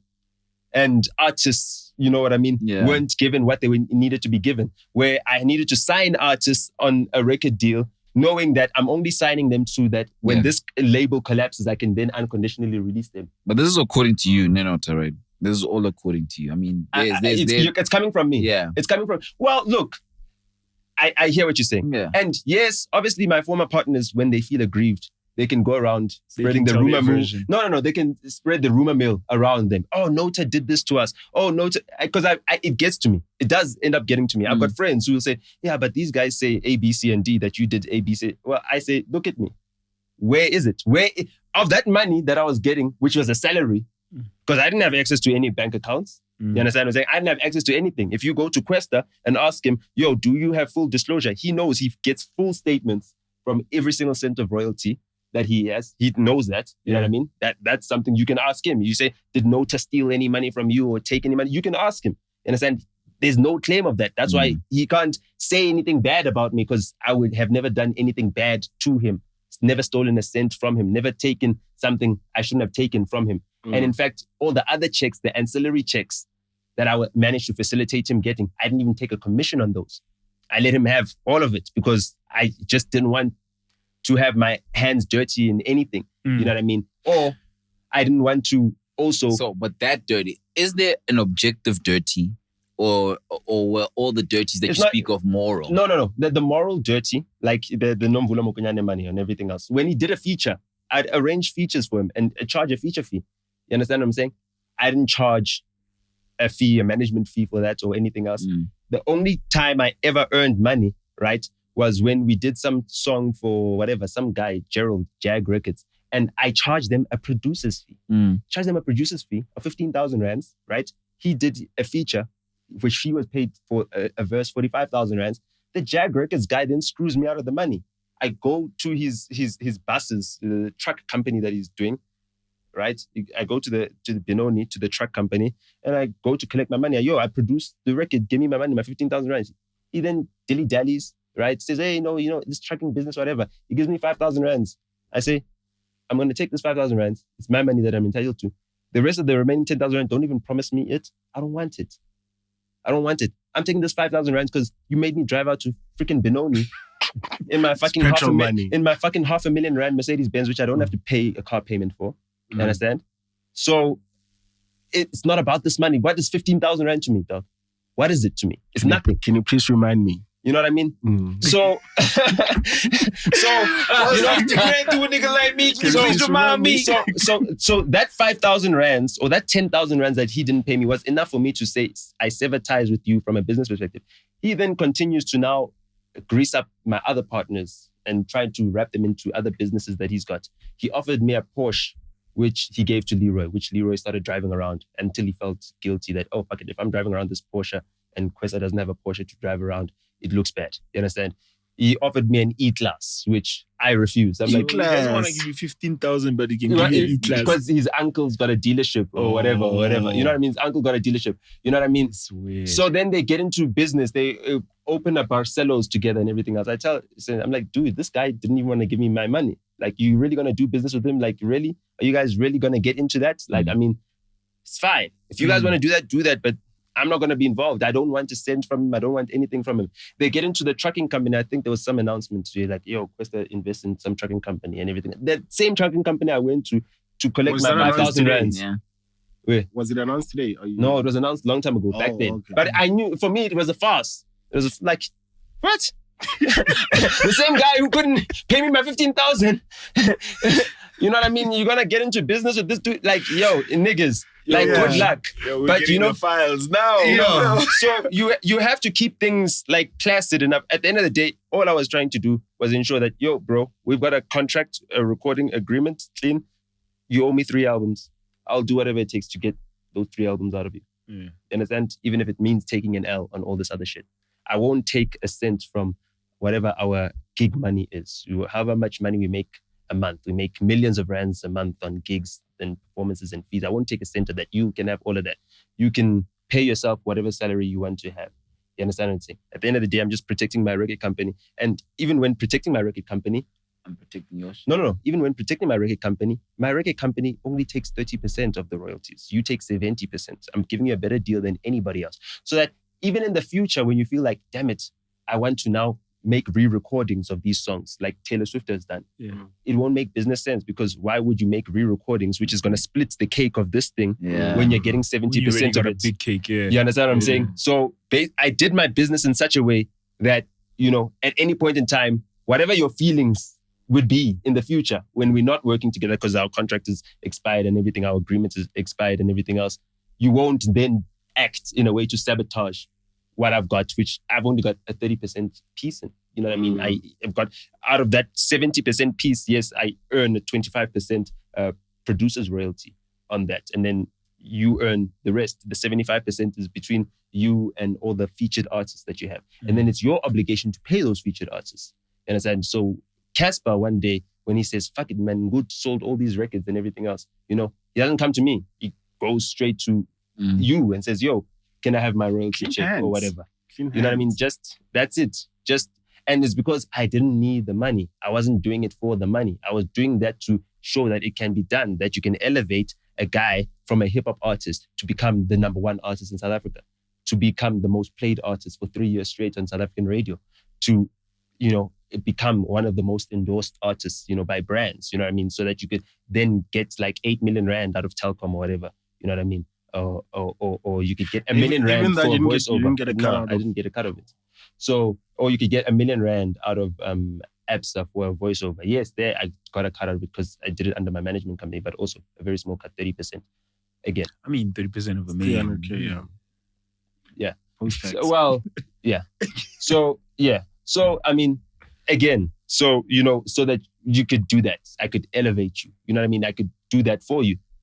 As to what you do with the proceeds of all that you've benefited from, you know what I mean? Number one, you can't ever say I cheated you. You can't ever, you know, bite the hands that it has overfed you. You know what I mean? Because I didn't need to be that generous. You know what I mean? If there's any label that is better than Ambitious in South Africa in terms of its deals to its artists, it's entertainment. So, you know, it just becomes blatantly clear at the end of the day. And also at the same time, I don't want you to end up like Zola, where now you're losing your mind. You know what I mean? And you don't have what resources that you need to have. I built your social media. I gave you 1 million followers on Twitter. I gave you 1 million followers on Facebook or even more. I gave you 1 million followers on Instagram before I handed over the keys to you. You've got these 3 social media platforms. You work in advertising. You know how valuable that is. That he's able to earn. There's no gigs right now, but he's able to do influencer campaigns with those profiles, which I created, I managed, you know, I did the content for everything, all that work that I did, you know what I mean? For 30%, which my company took. What was the goal like for you? Because it was clearly not the money. He just told you. I just told you what the goal was. To make Not a for hip hop him. artist. To make a hip hop not- artist the number one artist in South So it Africa. could be done. To prove that it could be done. And then out of that, what is that for? That's it. That's it. That's like saying, That's the why proof. did you want to make money? I don't do it for money. You know what I mean? The guy comes from what I'm- Katlehong. yeah, He's what I'm born saying on, is- wait. He comes from Basically- Katlehong. He's born on August 11. It's So fine. that what does that say to my mind? He's August a Leo. 11 is the no. Forget that.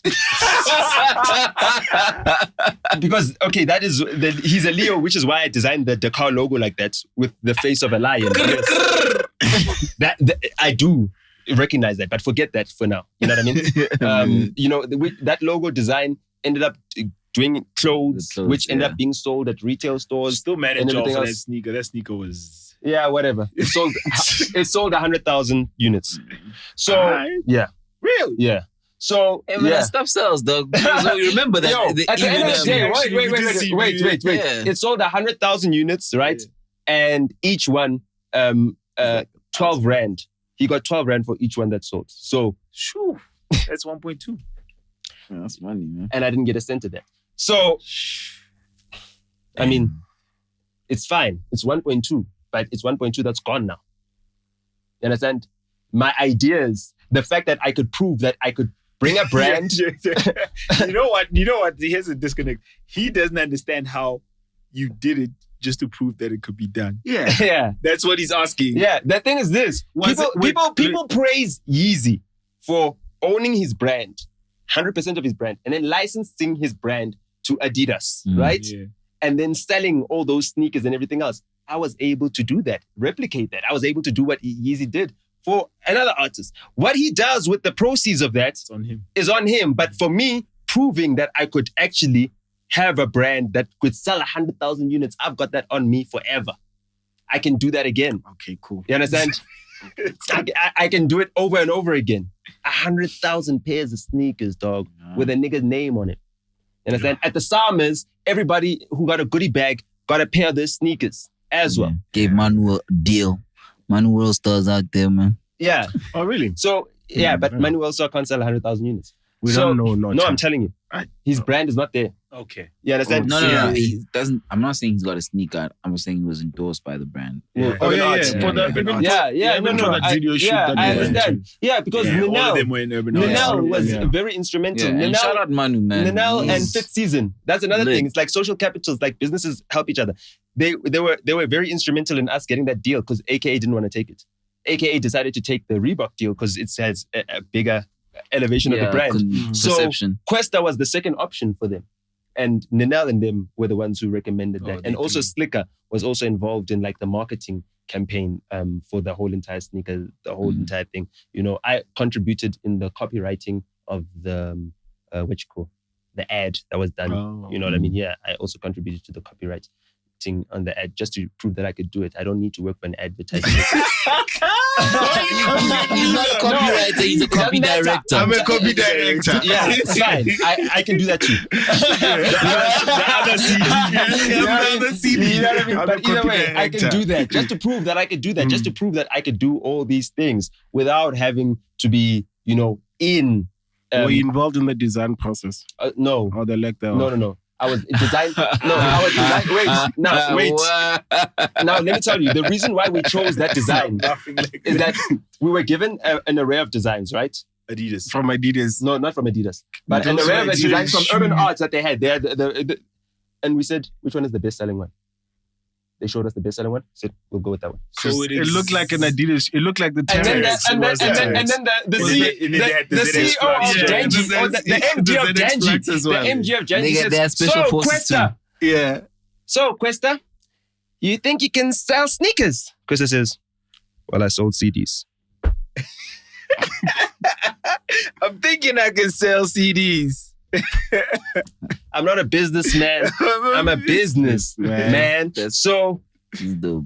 all I had to do was then prove that, bro, you from Katlehong, born on August 11th, the day that we commemorate as the birth of hip-hop, can be the hip-hop icon from the hood, which we commemorate as the hood where South African hip-hop started. If you too black, too strong, Karamo, whatever, Karamo, Katlehong rap movement. That's where South African hip-hop emanates from. Take your word for it. I'm not going to agree. You can disagree with me, or you can ask Rashid. I'm gonna need to see some documentation. I'm sure some Cape Town cats are going to disagree. No. This is the Cape Town cats. Yes, we understand that. Yeah. Before Lance Stir, Tusk Records, Prophets of the City. Lance Stir, who I'm going to have lunch with now. Rich. Yeah, you know what I mean. Lance Stir. Because I'm in business with the founders of hip hop. That's my mentor. That's the guy who gave me my first internship. You told us this. Yeah. Tell Lance to come on the show, man. Lance. Yeah. Yeah. Okay. Cool. He will do it. Yeah. Tell Lance to come on the show. No, it's fine. I'll instruct him. That would be crazy. That would be That would be so crazy. I'll instruct him to do so. Please. So yeah. He doesn't like doing interviews. You see, this is not an interview. You see what's because happening. The last time he had to do an interview like properly. An artist who he developed and made the number one Kwaito artist and number one iconic black brand in South Africa, then used that power to weaponize the entire South Africa against him and said, Lance stirs the devil himself. We're talking about Zola. Yes. Mm. So, you understand? I learned from Lance. I shadowed Lance for a day. Yeah. Really? Yeah. Okay. So I learned from Lance all that as well. Because he was like, you're doing this whole Questa brand, you want him to make him number one? One day he's going to come out and say, you're the devil himself and you won't be able to do anything about that. Questa, in our eyes, what all Questa said, I'm no longer working with Nota. That's all. That's he's all actually never... Yeah. So all this devil stuff... about you. I'm just saying... These are things we don't know. I learned from Lance. I put it in practice. I ensured that the way in which I treat him... So basically, this is why... You kept your hands This clean. is why. Yeah. This is why it was just a tweet that was cordial and that was just black and white. Cool. Because you can't point to anything. I like that. Yeah, man. Nice. That's lit, man. So now, two things that you mentioned in this elaborate discussion, right? You mentioned something about Sony getting Ifani Asama Award. Right? Nah, well, that was the label. And Sony is a member of RISA. Cool. And the members of RISA, the influence that they wield is based on how much levies they pay. The levies they pay are based on the sales they pay. So whoever's got the most market share has got the most influence, right? In the decision. In RISA, which is the body that organizes the SAMAs, right? So they submitted his album for... wait. They submitted his album for Asama. Yeah. His album was the best-selling hip-hop album of that year. It sold 13,000 copies.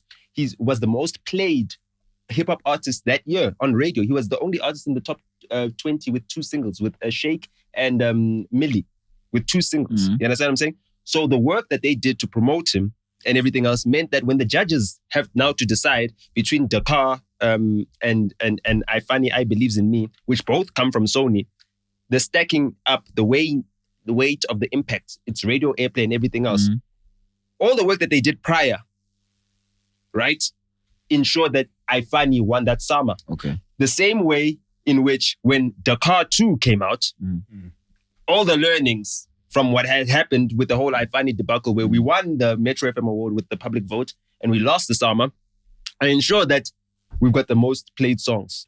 We've got, the best sales and everything else. And that's why we swept 6 Samas. Okay. You understand what I'm saying? So the record label is the member of RISA. All of us are members of RISA. They're the ones who get you the awards because they're the ones who submit for the awards. They pay for the submissions. You understand what I'm saying? Okay, cool. So your record label and the way in which they move with your product ends up securing you the Sama.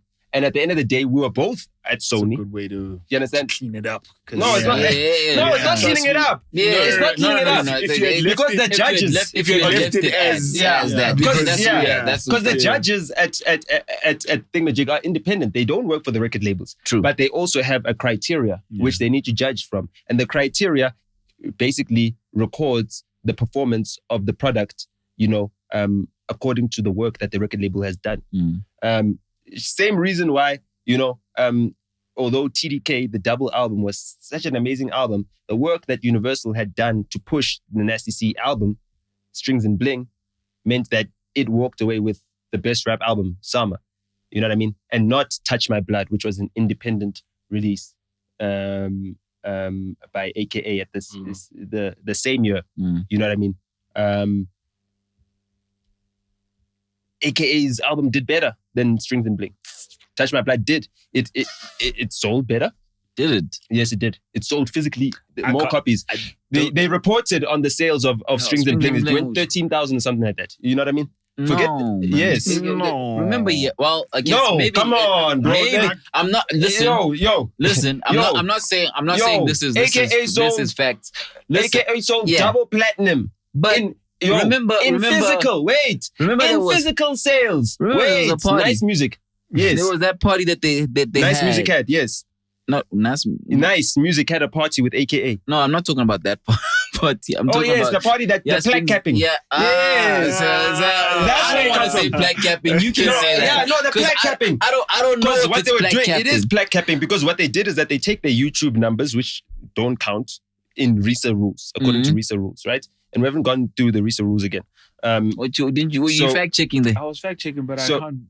But remember that year, because the plaque capping is done. But Strings, you also remember Strings and Bling had friggin' SMA, bro. Yes. SMA did well. That's what I want to say. SMA did well. Hold on. SMA had better singles. Yeah. SMA did well, but it... We're not arguing. No, he had one single. He had one single. Which was enough. You can't say that Fela and Versace and Giga weren't better singles than the other ones that he had. No, I'm just talking about... Versace was big. And Giga? Oh yeah, Giga. Woo! Come on, bro. Okay, guys. Come on, bro. But SMA, I agree. SMA, out the park. Based off that, I'm tempted to believe. But I don't think SMA is bigger than Fela and Versace, which is big continentally. Oh, continentally, I can't say anything. But here, we're talking about Summers, I guess. Here. Where? In South Africa, no, SMA was huge. bigger here. SMA is huge, dog. It's an interpolation of Adele's classic. You understand? And it references Love the Way You Lie by Eminem. It's a better version of Love the Way You Lie than Eminem's version. It is. Yeah. It is Love the Way You Lie. Why are we going into that? The reason why I'm going into such details is because before SMA was done, I sat down with Rolene. Because I believe she's an amazing talent. Yeah, you said that. Yeah, right? I sat down with Rolene at my crib, right? And I said to her, the best-selling SA hip-hop song is Ngiyazifela Ngawe. This is how we made that song. But this was before this? SMA was even recorded. This was even before SMA was recorded. When did she say? Remember, she said that they had it for like a year or two. It doesn't matter. It was long before. So this one is a bit tricky. This one. We're gonna go with you, but we're gonna go with you. I'm telling you what happened. Man. Yeah. I'm telling you what happened. I had her at my crib, okay? Yeah. Because I believe in her talent. You understand? I paid her for a verse that she did on Kid X's shit that was actually, we never even released the verse that she did. But I paid her for the studio session fee. You know what I mean? Properly. You understand? Like, that's the vibes. This is how we treat people. You understand? So she will never, dispute what I'm saying. No, she will never dispute what I'm saying. She knows I treated her well, and I treat her with respect because I respect that she is South Africa's best female vocalist. Like voice-wise, the best. The only problem is that she's under the Nasty machine, which needs Nasty to be number one. Shout out to Rolene. You know what I mean? So shout out to her. But if she was under her own machine, under her own steam, on her own gas, she'd wipe the floor with everybody except for Amanda Black. So is Amanda Black. Amanda Black the best. Vocally, guys.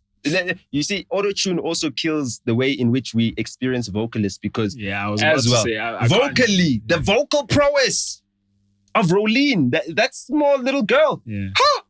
Ha! Amazing. Okay, cool. After submission to the Summers, do the labels then have influence? No.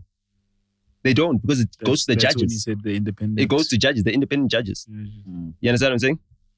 Can they influence the judges? You can't influence the judges. It's against the You're not supposed to. You can't. You shouldn't. You shouldn't. It's not allowed, but you shouldn't. But at the same time, the judges, right, come to the events and the parties that you go to and drink, and they can also say, with the judges. well, this is a universal release. Damn, damn, that I got really drunk at that party out there. So, you know what I mean? Yeah. So if the judges are influenced, you know what I mean? It's like that. That is the way in which they're influenced by, you know, how people basically comp them and everything else, how they're different. What are you showing us now? I'm showing you the certifications 2021, you know, because it's been updated. Okay, fine. It hasn't been updated, but the certification rules, certificate reporting. Here, you see, so now all these people have reported certifications. Elaine, you're the one. All this thing, it's all now being reported, all being addressed. Why? Because I was demoted for this. I fought for this. You understand? I got sanctioned. Is this why you were demoted? That's also another thing. Is this why you demoted? I called out plaque capping and against in the RISA rules. Plaque capping though. No, forget the plaque capping. I called out plaque capping. I said Universal is plaque capping and everything else. Yeah. And as a RISA member, right, you're not allowed to say anything disparaging about other fellow members. So then obviously Sipho Dlamini, right, then sent a letter because he's on the board to the CEO, and then there was a meeting held, and then I was asked to step down, and I said I refuse stepping down. I was voted into this position. You know what I mean? For me, I stand by everything I said. I will not withdraw anything I've said. I will not think, okay, well, we'll then need to put it up to a vote whether you can continue to represent us as our deputy chair of this committee. And they put up to a vote. And then obviously some people did not even attend that meeting because the meeting was held for the first it was for the first hour of our session, because it's like an online meeting. For the first hour of our session. So Atira said he's going to attend the meeting later because he's my friend and he wouldn't want to be on the vote. He said he's going to arrive at the meeting later. He arrived at 11 promptly after the voting had already been done. But we already had a full quorum and I was demoted. And I still serve as an ordinary member because at the end of the day, I'm there to serve. I'm not there for a position. I did not say, hey, I want to be the deputy chair. I was voted in as deputy chair. You know what I mean? And I advocated for the type of change that I wanted to see. And it's happening now. And then the guy who replaced me is Refilo Ramachas at Universal. You understand what I'm saying? So if Universal continues to plaque cap or whatever, I hit up Refilo, who I can call on the phone and say, Refilo, you know what I fought for. You know what was in the meeting. You assured me that from your side of things, you're going to ensure that there's none of that happening. And obviously Universal through in-groups bought Electromode. So Electromode as well, they won't be plaque capping because there's influence there. You know what I mean? And Refilo will hold them to task for any plaque capping as the general manager at Universal. You know, those are the changes that I was fighting for. You know, I wanted to stop the plaque capping because if the big labels do it, the small labels do it. The small labels do it, everybody does it. Do the artists get money from that? No, they don't. Damn. It's political. Yeah. It's really deep. It's highly political. Now I've moved on to another mission now. What's the mission? The mission now is to end abuse, gender-based violence and femicide, right? Within the recording industry of South Africa and rape culture. Because that's where I'm a committee member. That's where I've got influence. You know what I mean? And obviously, you know, with the whole entire revelations that came out, you know, Black Coffee, his wife got a protection order against him. If you guys study the law, none of you guys are lawyers, but you got lawyer friends. Oh, you're a lawyer. Well, so I studied law. You studied law. You know how difficult it is to get a protection order granted. You know what I mean? You need to prove that someone is repeatedly harassing you. You know, you need to show that there's evidence, you know what I mean? And that you are in danger of future harm. Exactly. So the whole entire thing comes out in the Daily Sun, right? It doesn't come out in the Sowetan. It doesn't come out in the Sunday Times, not Sunday World. I'll tell you why Sunday World later. It doesn't come out in the Sunday Times. It doesn't come out in the whole in all the papers that are owned by Arena, right? I think you've spoken about this because Black Coffee has a stake in Arena Holdings. You know what I mean? Through Flight Mode, ZA. So basically, those papers are protecting his image, right? And then Black Coffee is best friends with Julius Malema. Black Coffee also played and DJ'd at David Mabilu's wedding in Mauritius. I don't know if you guys seen it. It was on top billing. You can check it. Julius David, wore the purple suit. You understand? And he talks about how him and David are best friends from back in the day and everything else. David Mabilu owns Fundudzi Media, which owns Sunday World. Again, Sunday World doesn't run the story. Sunday World, when it reports on Entle on that fateful weekend, right? They report that no, she's gotten gigs as she's gotten new gigs in acting gigs. She's killing it in acting. That article is not printed it's not published on their website. So when you search Entle on the Sunday World website, you just go to search and Entle. All the reporting is about how she's gold digging, how she lost the case, which she didn't lose because the divorce has not been settled, how she lost the case in which she was asking whatever her demands were from Coffee in her whole divorce settlement thing. You know what I mean? And it's basically a character assassination of her. When you look at the Times Live, which Arena Holdings, the day after Ntiki Mazwai tweets about black coffee, Times Live then writes an article just with disparaging remarks about Ntiki Mazwai. Basically, another character assassination. So basically what Coffee is doing is using his influence as a shareholder at Arena Holdings and as a friend of David Mabilu, and who's protected by Julius Malema, who is his actual friend. And you know what I mean? This whole entire gang of guys, you know, powerful guys within the industry. They're using their power and the position that they have over these media institutions, right? Who we think are free and fair and report without fear and favor. Not a fucking chance, right? You understand? Not a fucking chance. This is exactly why I came for you guys and called you guys dick riders. You know, because I didn't want you guys to be... You want to go back. Notice how you didn't point at me. You guys. No, the Sobering Podcast. I did that because I didn't want you guys to be influenced by the Nasty C machine. I wanted to take that influence from you guys. You understand? So you guys needed to know. Away. I wanted to strip it away so that you know when you report on Nasty, you need to report fairly so that you don't come out as dick riders, because now Nota has put that into the public, you know, opinion. Yeah, but you know he I mean? Put out the greatest album of all time. Nah, never. So never. So I mean, even he knows that. So he's still coming up, and I love Nasty. I love what he's doing with this whole entire Eminem thing. You know, saying he's better than Eminem. Love the Way You Lie is not as good as SMA. I agree. We all agree, right? I definitely Nasty agree. C is more relatable to us now than Eminem is right now at this current moment in time. See what we doing, man? See what we did, So Nasty C, right, can rap in both English and Zulu, something Eminem can't do. So when I look at Nasty C and I assess him, to me, Nasty's better than Eminem. Even though Eminem sells out stadiums all around the world and everything else, you know what I mean? In Nongoma, they don't give a fuck who Nasty C is. But I mean, they don't give a fuck who Eminem is. Yeah. But they care about Nasty C. You know what I mean? And he just needs to keep pushing the cultural envelope. He did it a little bit with Zuluman with some power, just gave us a taste. Now, we need him to go all the way. Because if he does that and goes all the way, right, he'll be representing his culture to a new generation. The king of the Zulus has just died, who held on to the traditions and made sure that those people hold on to their traditions and take pride in who they are. We need Nasty to do the same thing because he's the most influential Zulu man in the world. Whoa. Do you hear that? Whoa. That's wild. In the world. Look, man. There's no Zulu man with more influence than Nasty C right now. What is Black Coffee? Black Coffee is a European sympathizer. Ne? But he's No. But he's Zulu. No. Wait. I'm talking about influencing people to Zulu culture. Oh, okay. You know, not just influential. Yeah, not just influential. And again, going back to Black Coffee. Thank you. So, man, it's good that we put them side by side. Yeah. We throw them side by side because they had their little thing about me on that old Mutual M Studios podcast. You know what I mean?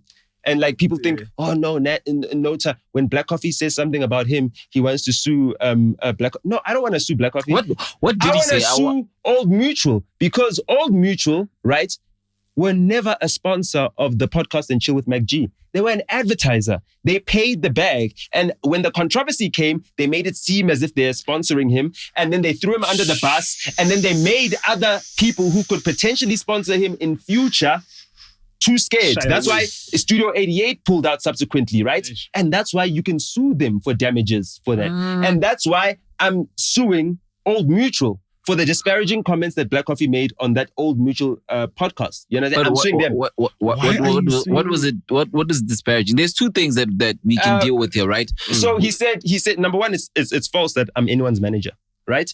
And it's also false that I abused clients of people I represented. I've never abused. There's no one who you can say when Questa was booked for gigs, he was booked over and over again. Why? Because the people that were representing him were not abusing those clients. You understand? The guy won fucking 6 summers, something Black Coffee wasn't able to achieve. You know what I mean? You understand? In terms of in this country, musically, Black Coffee doesn't have a good. He doesn't have a spirit. He doesn't have a ngiyazifela ngawe. He hasn't sold those many records. So if you talk about me and you talk about the work that I've done, right? Wait, I'm just saying the work that I've done. You personally might not want to be represented by me because I would not represent an abuser. You understand? Alleged. It's not alleged. We saw him slap Tiamo. So, no, we're not rolling with that one, man. We not. Why are we so is AKA an abuser? He is. He abused Casper. Yeah. He did. The thing is that if he abused the woman, then I'd cancel Keenan.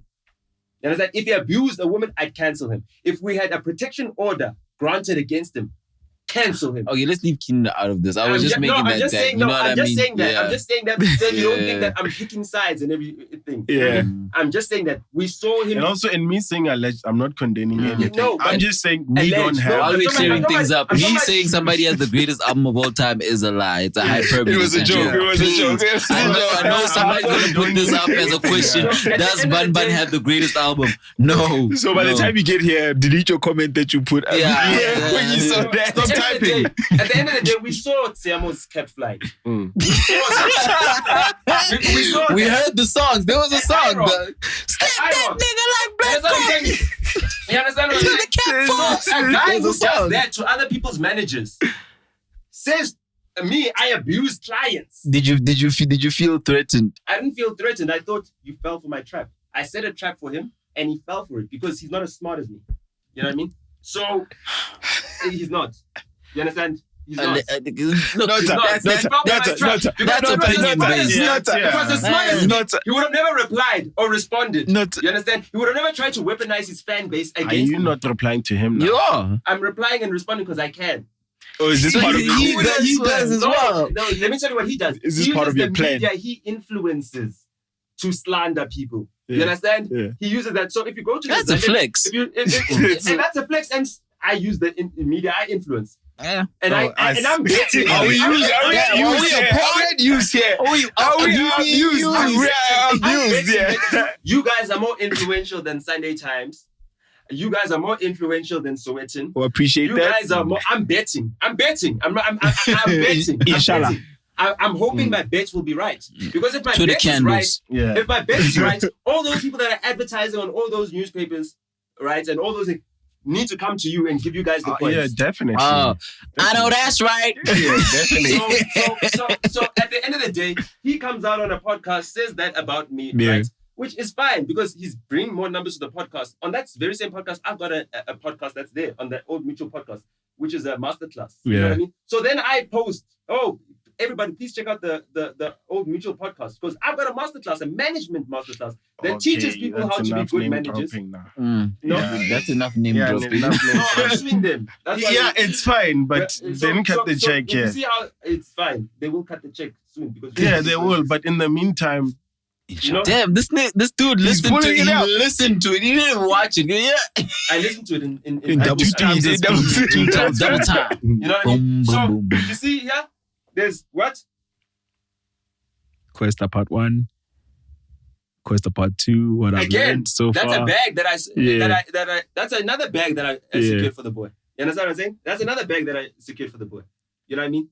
Post our working relationship ending and our contract. Sorry guys, we're not gonna give you screenshots to what he's showing us because it's you guys can see it. It's on what Apple Podcasts. Yeah. But him saying, are you? Hold on, wait. No. Wait. You're still looking now. Management is an art form. So if you go to the Zulu Man with Some Power podcast, check out the management is an art form. So at the same time, I'm also adding more fuel to the fire. Yes, the controversy that he started, the only thing that people actually are responding to, if you look at the comments on SC's page, is what he said about me. The flexes about him playing for Jay-Z and Beyonce, right? They do spark some reaction, but the biggest reaction It's about you. Oh, Nota, this is the How did biggest I response. miss that? I wonder how I missed that comment though. It's fine. Really? It was a small comment. But I haven't if watched you look it, at the comment, go to the comments. How much time do you have to troll these comments, bro? Yeah. I listened to it in No, but you even go into in the the comments. comments. Even in your episode. Yeah, I do. And why I are you do, I cussing think at people's moms, fam? Yeah, Come man. on, Why are you dog. saying that In our people's moms in the comments? In our comments, though. Come on, man. If I do that, they will come back at me and react and respond. Don't worry, I'm doing it for you guys. Okay, cool. I'm doing it for you guys. I wanted to ask you off air, but like it just came to me now. We must ask No, these at the end of things. the day, I'm the engagement god. Look, I'm not gonna dispute that. Yeah. You I'm can't, not. because you look at the numbers, the engagement is there for everyone to see on social media. Yeah. You know what I mean? When it's something about me, there will be engagement. There will be a love. There will be a hate. There's no indifference. What are you gonna do? But no, So at the just same said time, Noah. yeah, you said Noah like Trevor. You know what I mean? Nota, yeah. Yeah. So Because he listens to things in 2 times. Or Yeah. Noah of all Yeah, things. you know. Noah of all Yeah, things. they know Man, exactly. no ways. It Never. sounds like it. Anyhow, is Black Coffee saying is somebody's manager a suable offense? No. So what are you suing what- for? what The is- first thing is What I'm like he saying called is him a this. manager. He's which only is suing for not- two. Yeah. You're suing I'm Old suing for one Mutual. thing. I'm suing Old Mutual. Yeah. Now, what I'm saying is that those comments that he made against me are potentially injurious, right? They are potentially injurious to my character. Him saying I abused clients, that allegation, you understand, which is completely unfounded, right? If you look at the people that I've worked with, you know what I mean? I wasn't anyone's Wait, manager. there's a discrepancy there. No, I understand. You understand? Yeah. Him saying it's potentially injurious. It could There's an artist out there who wants my advice and everything else, but because of what Black Coffee said, using his platform and using his fame and his influence, knocks my check. You understand what I'm saying? Yeah. So that's the grounds under which I'm doing it. And the reason why I'm doing that, right, is not because I'm explaining to you the reason why I'm doing that. It's not because I want to go to court and think the check. I just want Old Mutual to know that Those people. you don't play with these podcasts, with these independent podcasters. You don't throw them under the bus in controversies, because the same hand that you guys are playing can be played against you. At the same time, I know that Old Mutual owns significant amount of stake in Prime Media. You understand what I'm saying? So I know that there's a precedent within Prime Media. That's why Fresh and Euphonic got the X. You understand? Which then opened the gateway for Thando Tabete to become, again, the drive time host, female drive time host on the most lucrative drive time radio show in South Africa.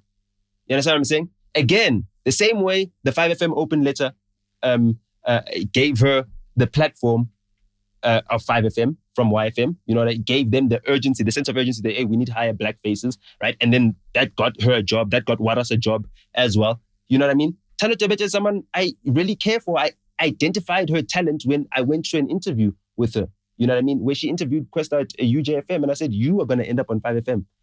I ended up having a hand in her getting to 5FM quicker. I ended up having a hand in her then ascending to being the drive time host with Msizi Shembe, you know what I mean? Who's also now 94.7, who's also got a nice slot, you know what I mean? Being the youngest drive time host, female drive time host on the biggest commercial radio station within the SABC. You understand what I'm saying? Yeah. That gives her all the leverage and experience needed to replace Fresh. Who could they have gotten other than a woman?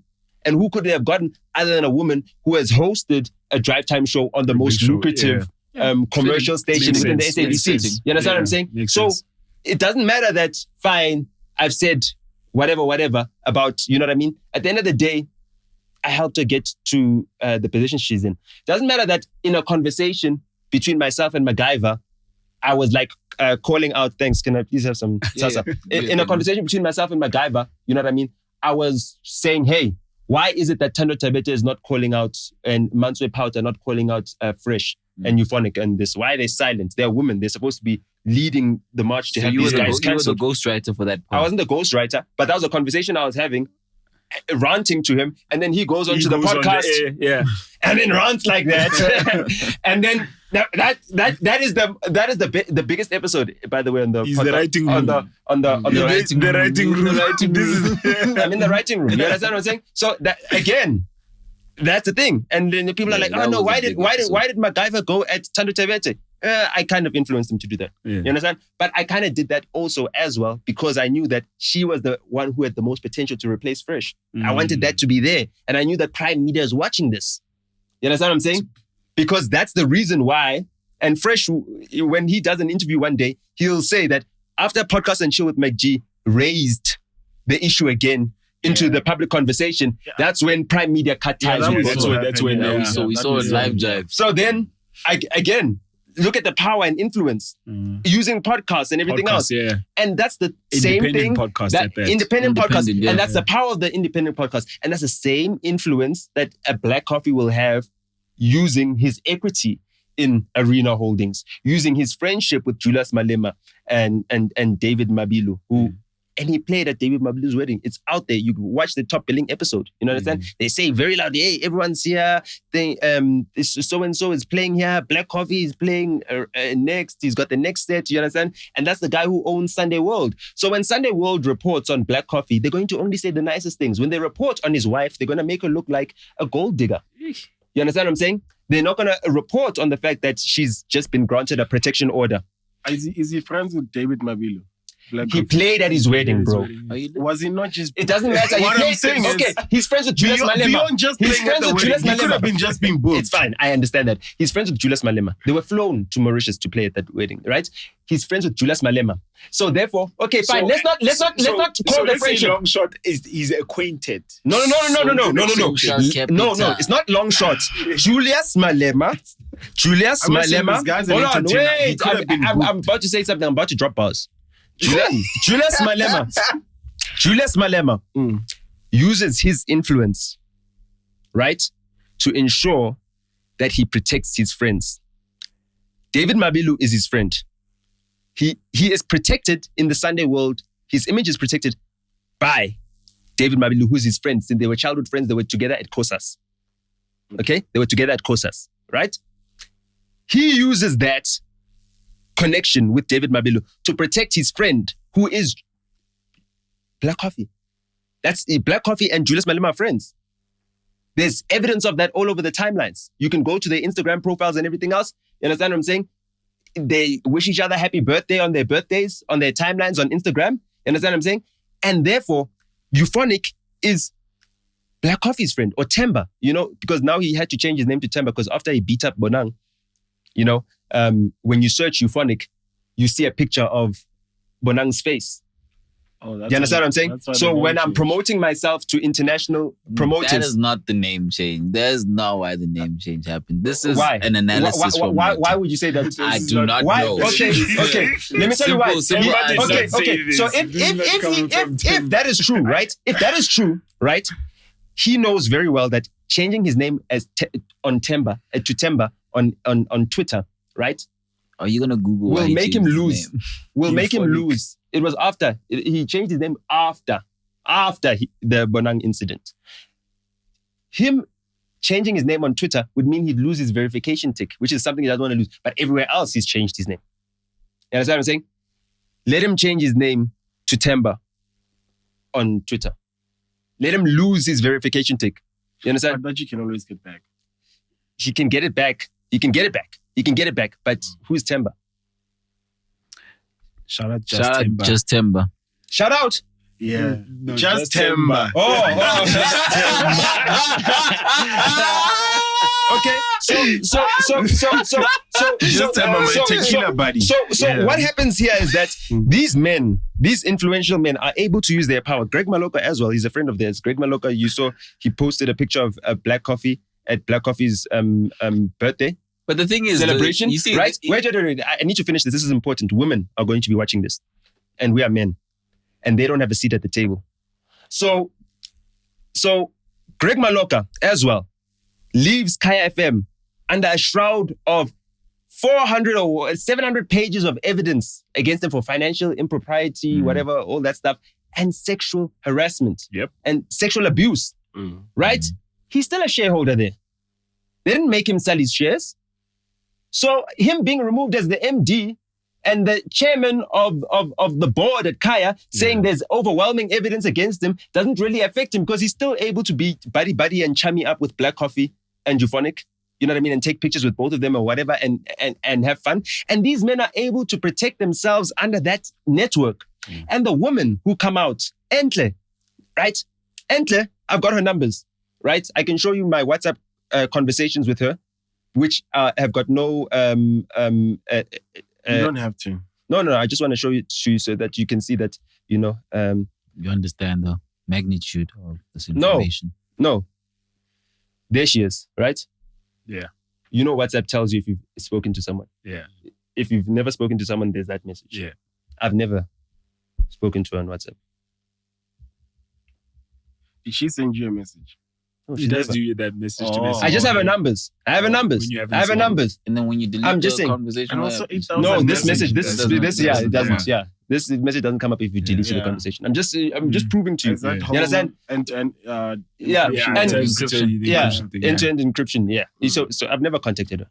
You understand? So there's that end-to-end encryption. Does she thing. know you have a number?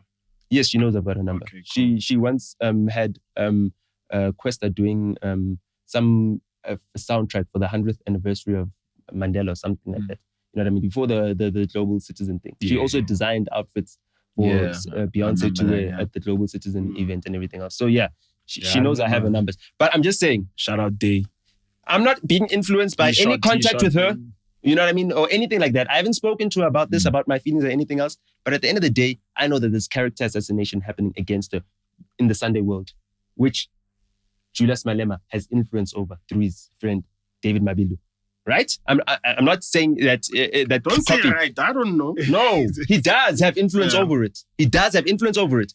These are strong You know, allegations. It's not strong Yeah, I allegations. wanted to At ask- the end of the day, if you go to top billing, you will hear Julius Malema speaking in his own words, saying how much of a good friend he is. At the end of the day, But when that the evidence sometimes that I have, the industry evidence that I talk, have is man. that the evidence that I have is that when they what I'm trying to printed an say. article about Mbali on the You know Sunday what? You know what? on the Sunday World cover Yeah. last weekend. Yeah. No, Listen, though. not last weekend. 2 weekends ago, on the 14th of March. Yeah. On the 14th, she was on the cover.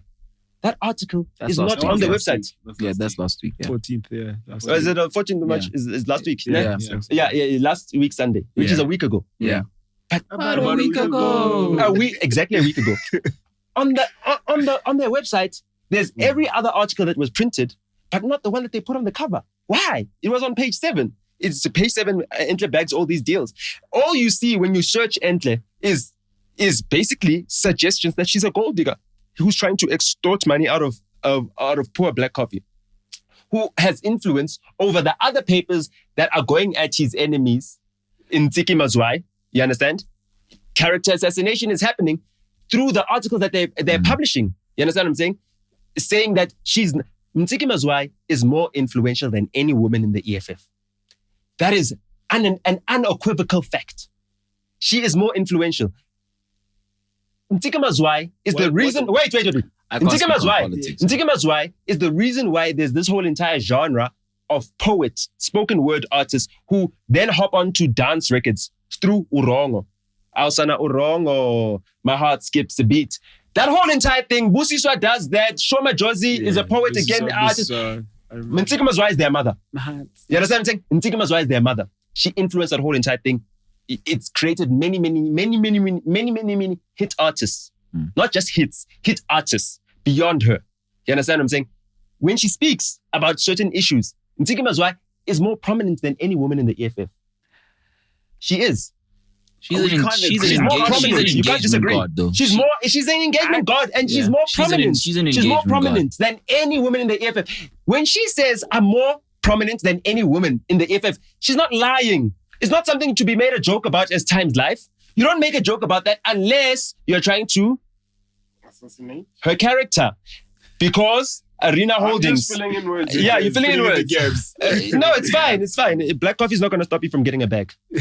Not single-handedly anyway. So again, we've got this man, right, who's got all this power and influence and everything else. How do we deal with this man if it then turns out that a protection order has been granted against him by the Randburg Magistrates Court. You guys can go to the Randburg Magistrate Court, search his surname and everything else, and get those files. It's on public record. It's in a court. You know from studying law that 15 everything. minutes left of recording. So my whole entire point is this. For me, my next mission is that RISA, the recording industry of South Africa, needs to address rape culture within our industry, needs to address the abuse of women within our industry. And the only way to do that is RISA needs to have a commission of inquiry. And everybody is covered, not just so that people don't think, and Nota's having his personal attack against Black Coffee. No. It's not about that. It's bigger than that. It's about making sure that there's a safe space for women within our industry. I love that. Because come on, unless women are safe, none of us are safe. Come on. You understand what I'm saying? Come on. That is my next mission. So the plaque capping thing. I can't clap. I can't clap. This one. Yeah, I agree with you. You can't clap. You can't clap. Yeah. You can't clap for a fish. Fish Tell is them swimming. Nota, yeah. You can't clap because a fish is swimming. Yeah. Oh, that's a bar. That's a bar. Exactly. Oh, You that's know what I mean? That's a I'm swimming. bar. Yeah. I'm swimming, and I won't be stopped. And these platforms that we have here, we need to ensure that we open up a seat at the table for women. Because as men, we can admit that we fucked up this world. We fucked up this world. The world is uneven. It's unfair. There's abuse. It's rife. There's killing. There's all these things. And we've been at the helm. Yeah. That's. You understand? True. We've been at the helm. Yeah. In the recording industry, same thing is happening. Female artists don't feel safe. That's why they can't record all night in studio sessions because they're afraid that people will pass moves on them and everything else. And women who then get abused like Entle, or allegedly, right, who get protection orders instituted, right, in the court, feel like they can't even speak. She can't even tweet about it because she won't be believed, number one. Yeah. And if she can't be believed, as a powerful woman like she is, if she won't be believed and she won't be able to do anything, who's then going to be able to speak out? Yeah. If Busiswa can speak about her abuse and everything else, and it can be on everybody's timeline and everything else, and then the headline article, the thing that people are interested in is that, there was no condom. What the fuck does that have to do with the fact that a woman is being abused? Truth. What the fuck does that have to do with the fact that a powerful woman is being abused? And she has to now think, do I want to become the perpetual victim? Do I want to air this out to speak about this issue and then face the risk of now being viewed as this victim of abuse the entire time? And these women are silenced. Ntiki Mazwai was silenced when she spoke about Fresh. She was silenced by a court of law. You understand? Ntiki Mazwai doesn't know this. She doesn't know this, what I'm about to tell you. But when they went to court, right, I hit up Penny Libiani because she also was then in court. And I said, listen, I've got an extra 2,000 Rand. Please give me your bank account details. I'm going to send this to you. Right? Your lady knows this because I asked her about it for advice as to how to do this. They were charged 5,000 Rands and made to apologize and whatever. It's fine. 40% of that, I was able to donate to them. We need more men to do such things. We need to ensure that these women, when they go to court and everything else, they are resourced. They are able to get the best lawyers. You understand what I'm saying? Entle needs to get the best lawyers. She'll get the best lawyers. I spoke to Tebogo Lerole of Act Now. I sent him, I laid out the case for him. I said, this is how these guys are using the media influence to suppress this thing. Act Now then made a statement against Coffee. You guys saw that? You haven't seen the Act Now statement by Tebogo Lerole? Sure, I need to now get this for you quickly because we don't have much time. Should we bring out the cake? Yeah, let's bring out the cake, in the meantime, so we can celebrate, So Act Now, for immediate release, you know what I mean? On the 18th of March, Mzansi, Act Now, non-profit organization established by concerned men who have organized themselves nationally to fight the scourge of gender-based violence and femicide, is deeply concerned by the accusations of assault leveled against DJ Black Coffee by his ex-wife. Well, it's not yet ex-wife until the divorce is finalized, soon to be ex-wife, Entle Mbali, in a Daily Sun report, Black Coffee hit me, of 11 March 2021. Act Now is deeply disappointed by what is reported to have transpired in this regard, and we wish to place it on record that as an organization, we have no tolerance for women abuse and take the allegations seriously and urge both parties to fully cooperate with law enforcement. That means, Entle, we urge her to report it and follow through with the reporting, even though it might hurt her. Yeah. You understand? We're urging her to do that, right? And for Coffee to also comply with the law. You understand? When he's questioned and investigated about this, you understand? Yeah. We commit to closely watch the law take its course on the matter. Mzansi X now takes a firm stand against the abuse of women and is closely monitoring the developments from law enforcement in investigating the matter. Our top priority is to provide the accuser or complainant with assistance and any support required publicly or privately in order to ensure that justice is served. Act Now Mzansi is determined to take a stand against any transgressions by its members or supporters of the organization without fear or favor. Kind regards, Tebogo Edward Lerole, chairperson or interim spokesperson of Act Now. So, Tebogo Lerole of Kwela Tebza, you understand? He releases this statement on the 11th of March. This year. Yeah, what was Tuesday? Probably not 11th, the 10th or 16th. What was Tuesday? Well, Tuesday before, prior to the 15th. No, this statement came out when? This statement came out on the 18th of March, right? So what was Tuesday? 18th March was... What was last week Tuesday? 16th. It was the 23rd is next week Tuesday, minus 7. Yeah, 16th. 16th. So on the 16th. 2 days after, I sent him this. Yeah. I sent him this. You understand?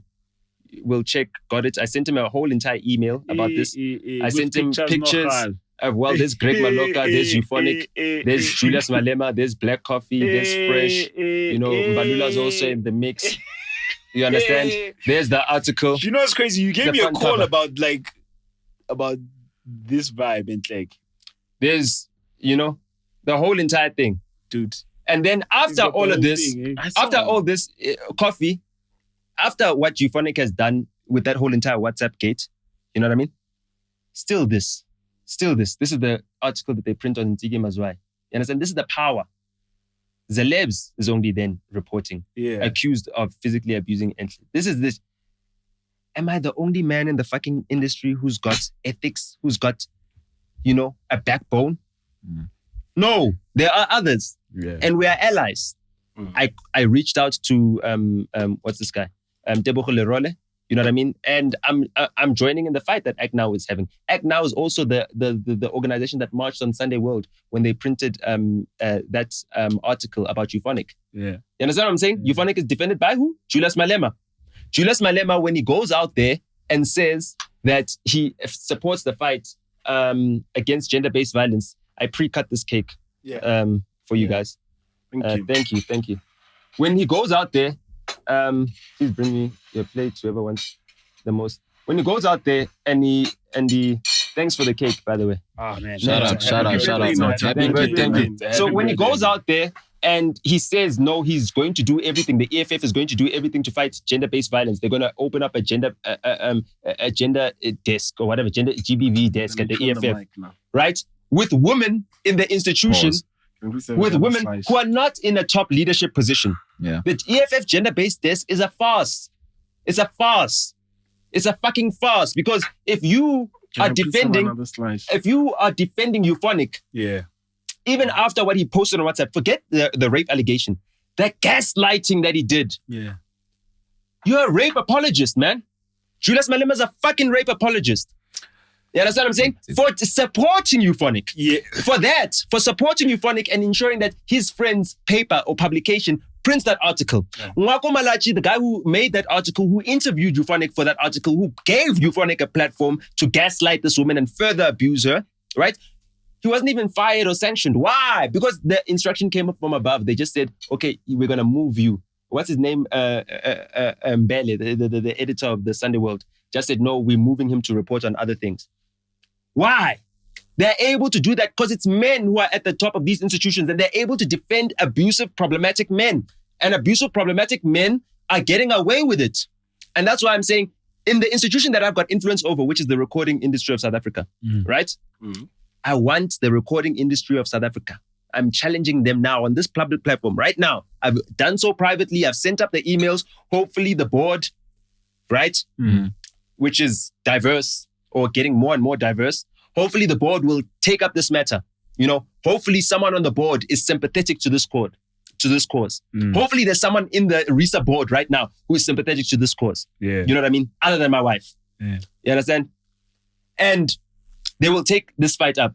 I've taken it up because at the end of the day, if there's no safe space for women in this industry, I can't trust that when I travel and I leave my wife here and she's active in this industry, that someone's not going to abuse her or anything. And then what will I do?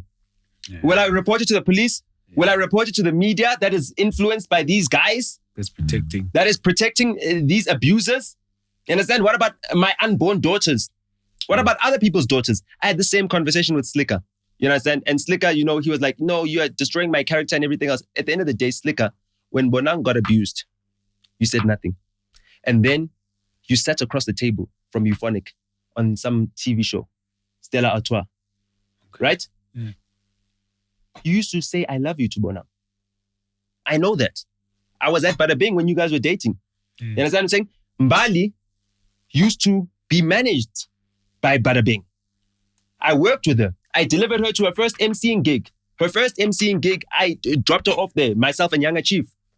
When she now gets a protection order against Thingamajig, you still won't discontinue your relationship. You won't discontinue. My homie Flabber, the founder of Squatter Camp, was killed by a knife. You know what I mean? I do get trauma from knives, you know? So you still won't say anything. You're still willing to get the bag with these guys. Yeah. Slicker, no ways, dog. You need to have a backbone. You need to have a backbone. And I will call you out for not having a backbone, not because you're just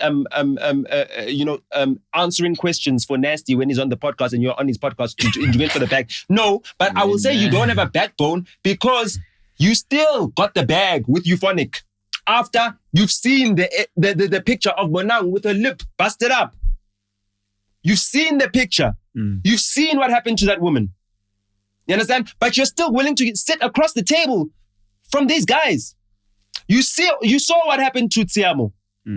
You're sitting across the table getting the bag from Stella Artois. Sorry, I'm not laughing at it. That's a double standard though, Nota, because you still sit across people that slap other people as well, that slap other men as well. Now, I know Tiamo. Yeah. The reason why I'm speaking about this Tiamo case, right? Yeah. Right? Yeah. Is because it shows that someone is capable of violence. Right? Because everyone says, but no, so there's no way. There's no way.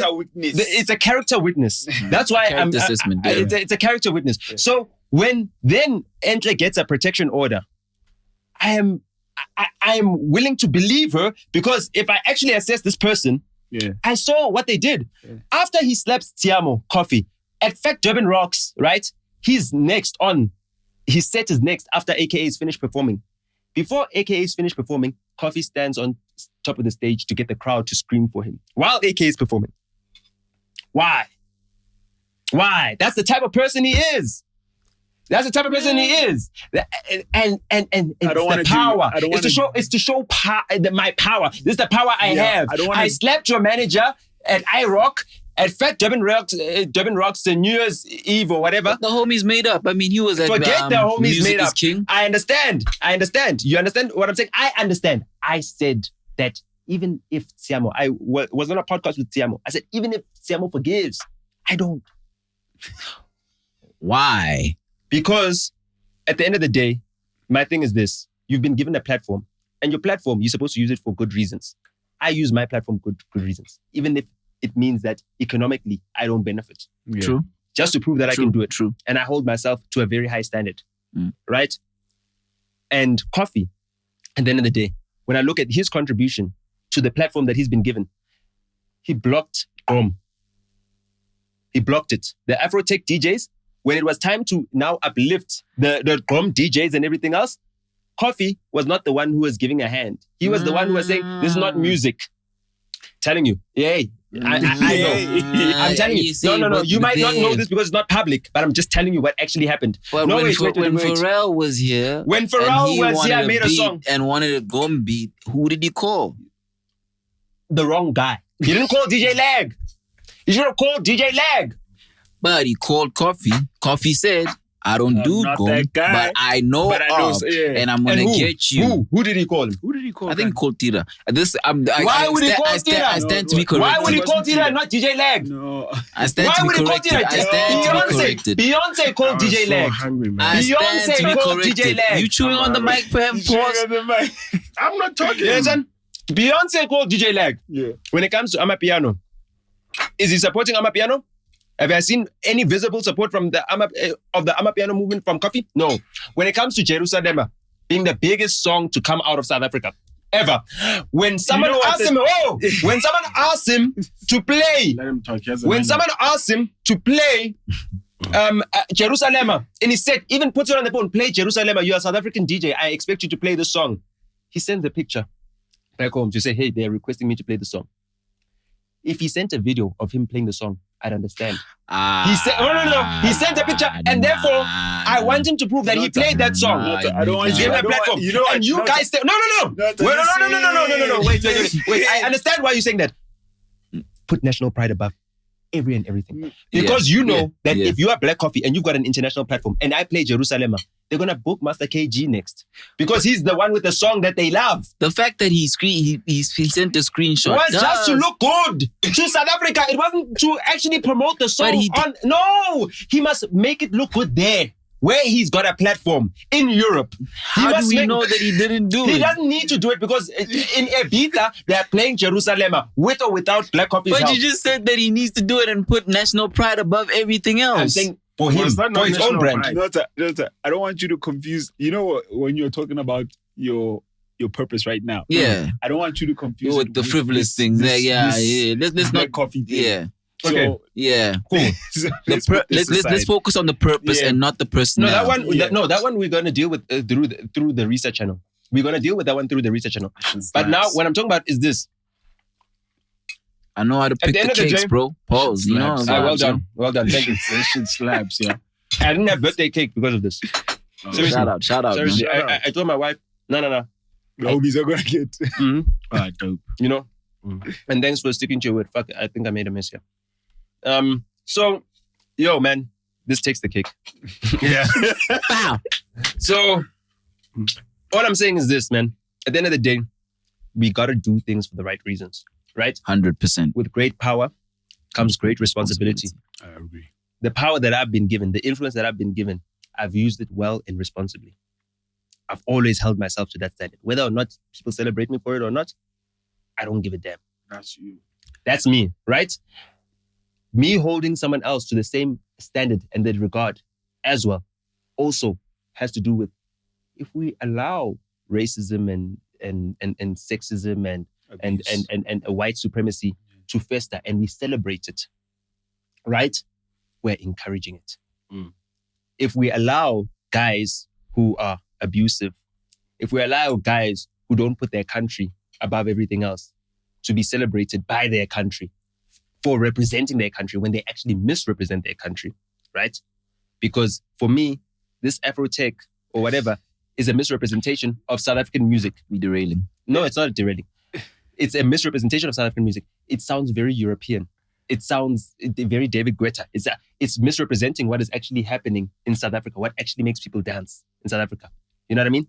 From Mshove. When Mshove came out, Gong came out, I was listening to that music on repeat the whole entire time, saying to my niggas, yo, this is what's gonna take over. This is what's gonna take over. You understand what I'm saying? Yeah, no. You can't even dispute that. You know what? I used to listen to it on my headphones while on the road with the guys, with the Questa band. While on the road with the guys, I'd be listening to this thing the whole time. I wouldn't subject them to listen to this Amapiano thing, which they didn't really understand at that point.